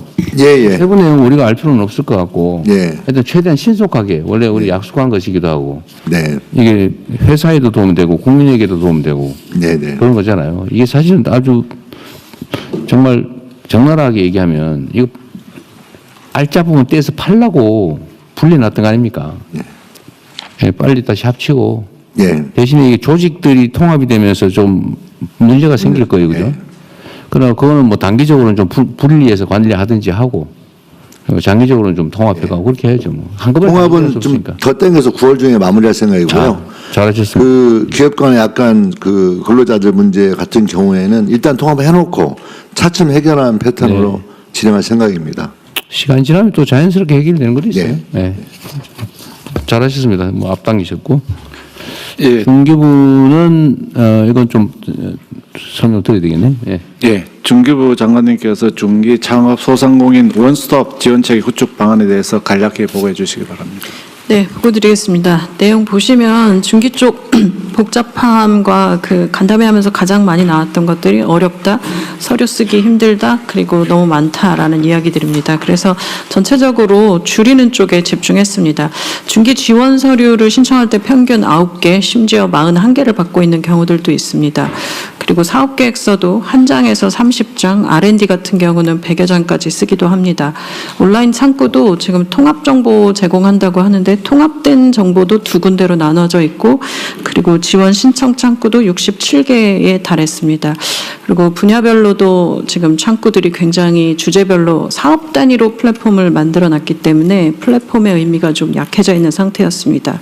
유선 상담 창구도 35개 전화번호입니다. 1357번호를 갖고 있긴 한데 여러 곳으로 나뉘어져서 중기자금, 소상공인, 기술보증, 공공구매 이렇게 다 나눠지고 또 중소벤처기업 청, 그 지방청과 그리고 창조경제혁신센터로 나눠져서 전화를 서로 돌리기도 좀 바쁘고 하는 상황들이었습니다. 그래서 과도한 신청 서류로 인해서 브로커들이 들어오는 일들도 굉장히 많아지고 있는 상황입니다. 개선 방향을 잡았습니다. 우선 지금 현재 신청 서류를 올해 중에 무조건 50% 감축하고 사업계획서 쓰는 분량도 30%를 감축한다라는 숫자를 잡았습니다. 그리고 AI 기반으로 해서 중소기업 통합지원 플랫폼을 구축했고 5월 중에 시범 운영 오픈할 예정입니다. 그리고 35개 유선 상담 전화번호는 1개 1357번으로 통합해서 문의가 있으면 1357 연결하면 나머지로 연결되도록 자동 연결되는 체계를 구축할 예정입니다. 지원 서류 간소화는 지금 50% 정도 감축하는 방향으로는 행정서류 자동 연결하면 됩니다. 이미 항안부에서 굉장히 많이 만들어 놓으신 것들이 있고 해서 이 부분들을 자동 연결해서 자동으로 연결하면 직접 안 해도 되고요. 또 서류를 서명해서 스캔받아서 넣도록 했던 이런 제 개인정보 제공 동의서나 청렴서 역사 이런 것들이 있는데 이거는 그냥 온라인에서 체크하도록 변경하면 굳이 제출하지 않아도 됩니다. 그리고 지원 수혜 이력이나 이런 것들은 중개부가 갖고 있는데 이런 것들을 굳이 업체 보고 내라고 하는 것들도 그냥 폐지하기로 했습니다. 그리고 심사 단계에서 필요 없고 심사에 통과되고 나면 필요한 그런 창업 유지 동의서나 이런 부분들은 심사가 통과되고 난 이후에 제출하도록 변경을 해서 지금 현재 7개 정도 제출하던 건데 사업계획서 하나만 내도록 변경되는 이런 사례들이 나타났습니다. 그래서 2월 중에 지금 현재 하고 있는 지원 사업의 한 절반 정도는 이렇게 감축되는 형태가 될 거고요. 상반기 중에는 전체 지원 사업들의 거의 대부분을 이렇게 감축한 형태로 갈 예정입니다. 사업계획서 관련된 부분이 사실 브로커들이 개입이 많아진 이유 중에 하나인데 체크해보면서 가장 중요하게 봤던 부분이 소상공인들에게도 사업계획서를 받는 부분이 제가 좀 이해가 되지 않아서 대신 이제 사업계획서 대신에 대체할 평가 방법과 지표를 개발을 해야 됩니다. 이 소상공인들에게 어떻게 줄 거냐 그리고 소상공인 문제에서 한 번 더 이제 소상공인분들께 사과드릴 부분이 월 단위로 저희가 경영안정 바우처나 이런 것들을 제공해드리고 있는데 이게 너무 빨리 없어지다 보니까 거의 BTS 티켓 사는 거냐라는 정도의 문제 제기들이 많으시고 이렇게 디도스 공격 수준으로 되다 보니까 시스템이 죽고 이런 일들이 계속 지금 2달째 반복되고 있습니다. 물론 3개월 단위로 6개월 단위로 자금을 받는 게 너무 길다. 그러니까 월간 단위로 좀 해줬으면 좋겠다라는 말씀을 듣고 간 것이지만 전체 총액이 늘지 않는 차원에서 월 단위로만 쪼개놓으니까 이게 나눠줄 거는 작고 신청은 굉장히 많아지면서 오히려 일도 많아지고 동시 접속이 많아지면 시스템 비용만 늘어나는 이런 상황들이어서 이걸 개선은 해야 합니다. 근데 지금 현재는 우선 시스템을 더 추가하는 쪽으로 먼저 개선하고요. 추가적으로는 사업계획서를 대체할 평가 방법을 개선해서 굳이 소상공인들에게까지 사업계획서를 받는 형태들은 하지 않도록 올해 내에 좀 바꿔보겠습니다. 그리고 AI 기반으로 사업계획 키워드 입력하면 AI가 기본적인 초안을 좀 제공해주는 것들도 하반기에는 적용해볼 예정입니다. 그리고 통합 지원 플랫폼을 이제 하나로 만드는데요. 지금 중소기업 지원 사업이 2,700여 개 사업들이 있습니다. 이게 중앙정부, 지방정부, 공공기관 모두 합치면 2,700여 개의 사업들이 진행되고 있는데 이 내용들을 전체적으로 통합 공고하는 형태로 하고요. 지금 67개 중기부 플랫폼만 해도 모두 다 회원가입을 따로 받고 있어서 이 회원 DB에 통합도 되어 있지 않은 상황입니다. 그래서 이번에 통합 플랫폼 구축하면서 회원 DB도 하나로 통합하고 원스톱으로 지원을 하실 수 있도록 하는 체계들이 5월에 시범 오픈합니다. 그리고 중기부 내용들이 좀 정리되고 나면 있다면 타 부처에도 협조 요청 드리겠습니다. AI 기반으로 맞춤형으로 해서 내가 어떤 사업들을 받을 수 있는지를 지원 사업 받을 수 있도록 하고 대화형으로도 상담 서비스 하는 거는 올해 안에 구현하겠습니다. 아까 말씀드렸던 1357로 전화번호 유선 상담 통합하는 것은 밑에 보시면 내용들 구조가 되어 있습니다. 올해 안에 좀 개선해서 전화 거실 때 1357만 외우면 지원 상담 받으실 수 있도록 바꾸겠습니다. 그리고 부처 협조가 있습니다. 17개 중앙부처에서 하고 있는 이 관련 사업들이 있는데요. 일단 이번에 중기부 정리하고 나서 나머지 사업 부분들에 대해서는 각 부처에 협조 요청 드리겠습니다. 그리고 중기부의 서류나 사업계획서 분량 감축 그리고 신청 창구들 연결하는 사업들까지 해서 중기 통합 지원 플랫폼 만드는 일들이 올해 집중적으로 지금 추진하고 있는 상황입니다. 다음 페이지는 전체 지원 사업 현황들이 있습니다. 네, 이상입니다. 네. 어쨌든 잘 챙겨주시고요. 하여튼 너무 많아. 뭐가 이리 많은지 모르겠어요. 제가 보니까 이렇게 비상 상황 터질 때마다 중소기업 지원해야 되지 않냐, 소상공인 지원해야 하지 않냐 할 때마다 사업이 하나씩 생겼고 그 사업이 없어지지 않은 부분들도 있고 또 우리는 왜 지원 안 하냐 뭐 이런 여러들이 있어서 이번 네. 참에 한번 전체 정비하겠습니다. 내가 좀 헝클어진 머리 빗듯이 한번 싹 빗었으면 좋겠어요. 정신이 나요, 정신이. 아, 저도 그렇습니다. 빚도 67개쯤 있는 것 같습니다. 네. 이거 직접 관계는 없는데, 이거 안내전화도 온갖 아니고, 어떻게 안내전화를 외워요? 차라리 안내전화 외우는 공력으로 딴 거 하겠다. 그래서 저는 대한민국의 모든 안내전화를 하나로 통합하면 어떨까 이런 생각을 계속 해봤거든요. 신고전화든, 뭐 전화 시스템이 있을 수 있고, 일부는 좀 받아주는. 요새 내가 전화해가지고, 뭐는 1번, 뭐는 2번. 이거 진짜 신경이 나서 못하겠더라고. 네? 제가 꼭 하면 바로 9번이나 0번 누르고 이러는데, 그것도 대기 시간 엄청 길고, 아주 안내 요원들이 없으니까. 근데 어쨌든, 이 안내 전화가 너무 많아서 안내 전화를 외우는 것도 불가능하고, 안내 전화를 안내하는 전화가 필요할 것 같아. 결국 통합하는 방법이죠. 1, 2를 걸면 자동으로 9, 1, 3, 114, 이런 다 있잖아요, 이게. 그것도 한번 누가 연구해보세요. 행안부가 하면 될까? 하여튼, 모든 좀 안내전화, 그냥 그 AI, 다 되게. AI를 적용해서 지금 음성 서비스로 민원을 접수하는 다음에 나오는. 네. 그래요? 예. 예, 그러면은. 괜찮아요. 그냥 쓸데없는 소리 했네. 네. 예, 다음은 국민주권 강화를 위한 민원 처리, 소통, 확대 및 AI 기반 민원 서비스 구축 방안에 대해서 국민권익위원장님 그리고 행안부 장관님께서 순서대로 보고해 주시기 바랍니다. 네, 먼저 민원 처리 소통 확대 방안에 보고 드리도록 하겠습니다. 처음 나타나신 분. 예, 그렇습니다. 예, 국민권익위원장이 임명된 정의련입니다. 3월 4일 임명됐으니까 지금 2주가 조금 넘은 것 같아 보입니다. 열심히 하겠습니다. 네, 이제 열심히 하나 한번 볼게요. 네. 예, 보고 드리도록 하겠습니다. 네. 좀 간략하게 보고 드리겠습니다. 첫 번째는 민원 발생 감축 노력 강화입니다. 먼저 규정이 불합리하거나 해석이 불분명해서 민원 발생의 원인이 되는 각급 기관의 법령, 고시, 지침 등을 연내 일제히 정비하겠습니다. 국민신문고 민원 빅데이터 분석으로 확인된 단기 급증 민원 등 빈발 민원에 대해서는 주무부처와 관계부처가 TF를 구성하여 조기에 대응하도록 하겠습니다. 기관별 관할구역, 사업 현장 등을 주기적으로 순찰 방문해서 민원 발생 요인을 선제적으로 발굴 해소하거나 초기 단계에서 적극 해결하도록 하겠습니다. 또한 정책 수립 집행 시에 단순 공시에 그치지 않고 문자, 모바일 알림을 활용해서 실수요자에게 정보를 적시에 제공하겠습니다. 두 번째는 효과적인 민원 대응 체계 구축입니다. AI를 활용해서 단순, 반복 민원의 처리 시간을 단축하고 집단 민원, 특이 민원에 대해서 청와대 권익위, 각급 기관의 갈등 조정 담당관, 시민 상담관이 전담팀을 이루어서 합동 대응하도록 하겠습니다. 최근 시민 상담관을 20명에서 112명으로 대폭 확충한 바 있습니다. 민원의 처리 과정과 결과에 대한 민원인의 신뢰 제고를 위해서 객관적, 중립적, 제3자적 시각에서 민원을 처리할 수 있는 옴부즈만을 확대하도록 하겠습니다.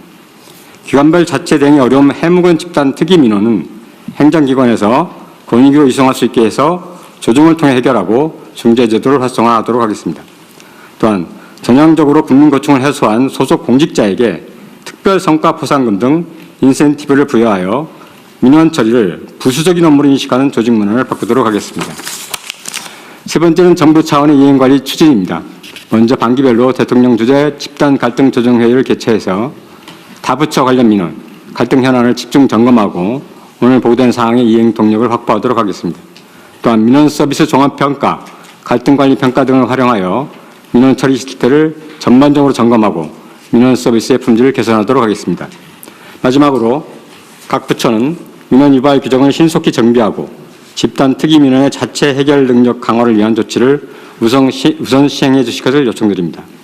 또한 기관 발생 민원에 대해 현장 방문 순찰을 적극적으로 실시하고 민원 담당자 인센티브 부여와 민원 해결 역량 강화에도 노력해 주시길 당부드립니다. 이상 보고를 마치도록 하겠습니다. 네. 아주 준비를 잘 하셨네요.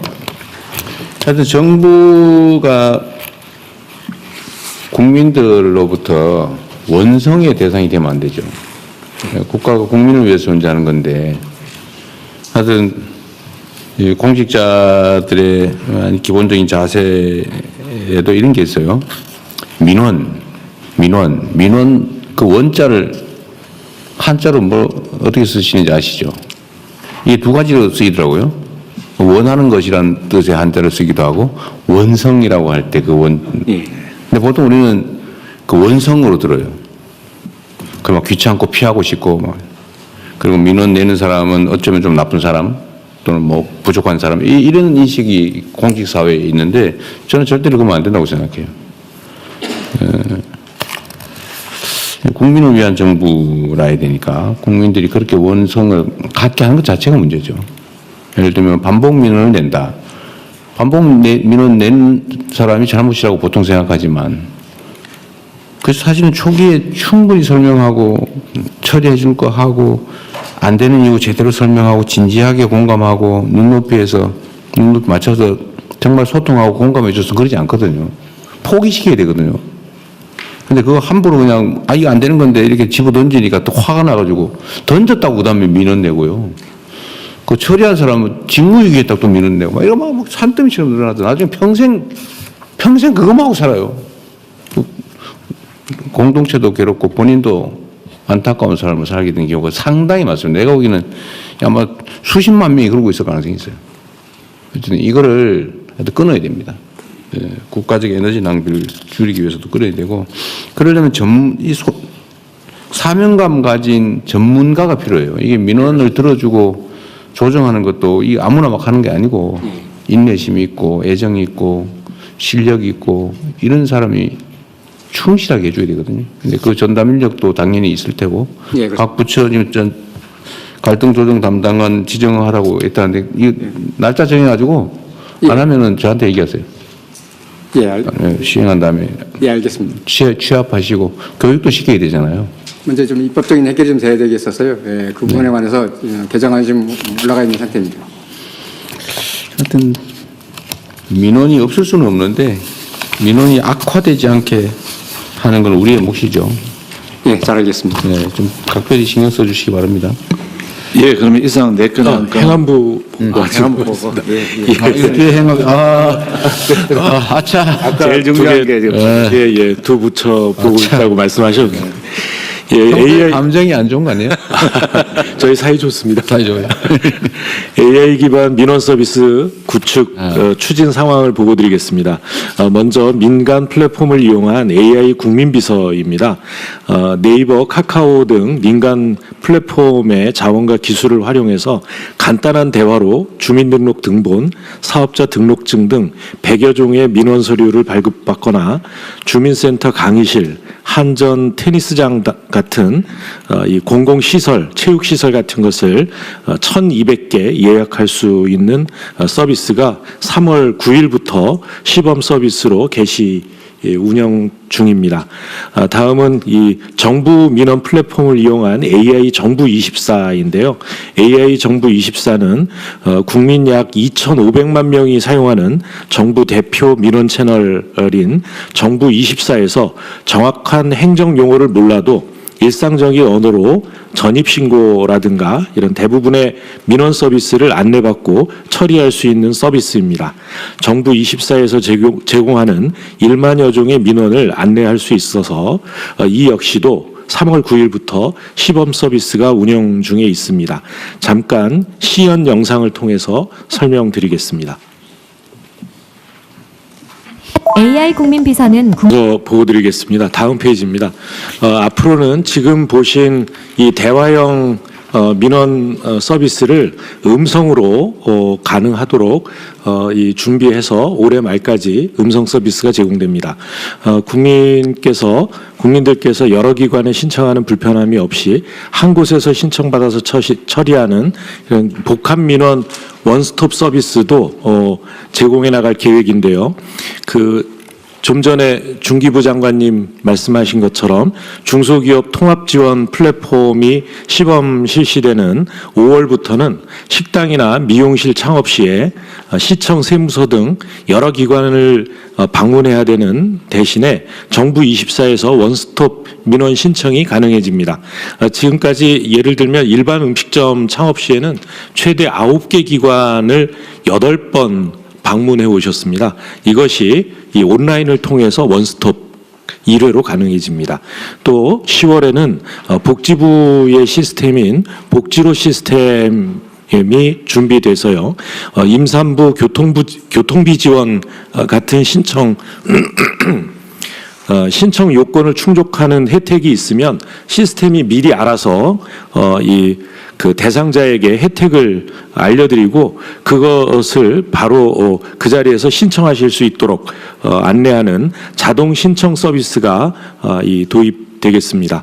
앞으로 각 부처의 AI 민원 서비스가 정리가 되는 대로 계속 이 서비스를 확대해 나갈 계획입니다. 아울러 권익위에서 보고드렸듯이 국민신문고 질의에 대해 AI가 답변을 추천하고 빈발 중복 민원을 처리하는 이 국민신문고 AI 서비스도 2월부터 제공되고 있습니다. 국세 분야에서도 AI 챗봇 상담 가능해지도록 준비하고 있습니다. 각 부처별로 추진하고 있는 이런 AI 민원 서비스를 통합해서 한 곳에서 신청, 발급, 혜택 알림 등 모든 민원 서비스를 제공하는 AI 통합 민원 플랫폼을 구축하겠습니다. 예, 이상입니다.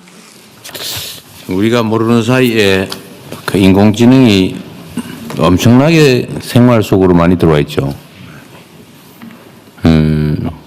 근데 아마도 우리가 상상하는 것 이상으로 우리 국민들 중에는 이 인공지능이 이렇게 일상에서 그냥 활용되고 있다는 걸 모르는 분도 꽤 많을 거예요. 그러니까 이게 모두의 AI 정책에 따라서 우리 국민들께서 이렇게 접근할 수 있게 인공지능에 접근할 수 있게 기회를 만들고 교육하고 하는 게 꼭 필요한데 지금은 그냥 하면 다이고 안 하면 할 수 없고 지금 그런 상태 아닌가요? 아닙니다. 정부가 지금 그 초중고 대학 일반인들까지 지금 교육시키려고. 그러니까 초중고는 준비는 하고 있는데 초중고는 그렇다 치더라도 소위 사회교육, 평생교육 형태로라도 기회를 줘야 되는 거 아닌가요? 네, 일반 국민들 대상으로도 지금 노동부에서 지금 중소기업 재직자들 대상으로 모두 AI 모두 지방에 우대합니다. 네. 어쨌든 노동기업 영역일 거고. 그렇습니다. 교육부에서도 그 평생교육까지 특히 각 지역에 있는 전문대학과 연계하고 하면서 첫 유초등부터 평생교육까지 모두의 AI 교육을 이제 추진하고 있습니다. 네, 이걸 하여튼 정부 차원에서 각 부처 단위로 하고 있겠죠. 하고 있을 텐데 관심 있는 데는 더 많이 하고 그럴 수 있는데 어쨌든 빠지는 데가 없게. 네네. 전체 일괄적으로 정말 물샐 틈 없게 이렇게 하는 건 누가 담당해요? 행안부가. 예, 전 국민에게 AI의 유용성, AI의 활용 방안에 대해서 설명하고 기회를 부여하는 거. 이건 누가 담당합니까? 어느 저희 그 행안부하고 우리 과기정통부가 함께 하고 있고요. 그 부분에 대해서 민간까지 참여하는 국가 AI 전략위원. 하여튼 지원이야 그 과학기술부가 하겠지만 최종 책임. 네, 저희 그 행안부하고 행안부 소관, 행안부 업무에 그럼 행안부가 다른 공동으로 그 기관 공동으로 그런 거 없어요. 각 부처가 각자 일을 하겠죠. 또 필요한 지원을 받겠지만 어쨌든 최종 책임. 책임은 저희가 지금 그러니까 여기서 하고 그러면 행안부 주관으로 다른 데 혹시 빠지는 데 없는지 잘 챙겨봐 주시기 바랍니다. 네, 알겠습니다. 왜냐하면 교육부는 교육부대로 뭐 학생들은 직장에서 뭐 다양하게 할 텐데 빠지는 사람이 있단 말이에요. 왜냐면 시설도 이용하라고 맨날 집에 누워 있는 사람이 이런 사람. 물론 그런 게 극단적 예외지만 어쨌든 누락되는 데가 없이 인공지능을 일상에서 활용할 수 있도록 하는 건 중요할 것 같고요. 제가 계속 상상해 봤던 것 중에 하나인데 내가 국가로부터 도움 받을 수 있는 게 뭐가 있을까? 이렇게 물어보면 원래 쫙 읊어줘야 되잖아요. 그렇죠. 근데 그게 가능해집니다. 나의 그 데이터 조건을 다 제공해 줘야 되겠지 대신에. 나는 장애 몇 급이고 뭐 소득 수준이 얼마나 되고 예를 들면 인공지능이 물어봐 줘야 되겠죠. 이게 지금 이 모바일 신분증이 주민등록증이 있기 때문에요. 그거 가지고 본인 인증만 하면 전체 자료를 모아서 AI가 알아서 그 사람에게 필요한 서비스 가능한 서비스를 알려드려요. 여기 저기 지방에 어디 가시면 지금은 반값 여행이 가능한데 무슨 어디에 호텔 가면 또 얼마짜리고 뭐 이런 거 해줘야 될 거 아니에요. 그건 이제 여행 가고 싶다 이렇게. 그러니까 여행 가고 싶다, 국내 여행 가고 싶다 이러면 쫙 지금 그런 시대가 곧 오잖아. 이미 와 있잖아요 지금. 이제 저희 이 순서대로 보면 내년 정도면 그게 완벽하게 가능해요. 그러면 여기에 정부가 어떤 걸 지원해주고 있으니까 그 어디 가서 어떻게 활용해라. 내가 대신 해줄까 뭐 이렇게 되는 거 아닙니까? 대신 신청도 해줍니다. 신청도. 예약도 해주고. 손가락 안 써도 되는 거죠 이제. 말로만. 어쨌든 이런 상황이라는 거를 모르는 분들이 상당히 많다 아직도. 어쨌든 접근 기회를 부여하는 것도 해야 될 중요한 일인 것 같습니다. 네. 그러면 이어서 의원 심의를 시작하겠습니다. 의원 심의는 비공개로 운영되오니 언론인 여러분께서는 협조해 주시기 바랍니다.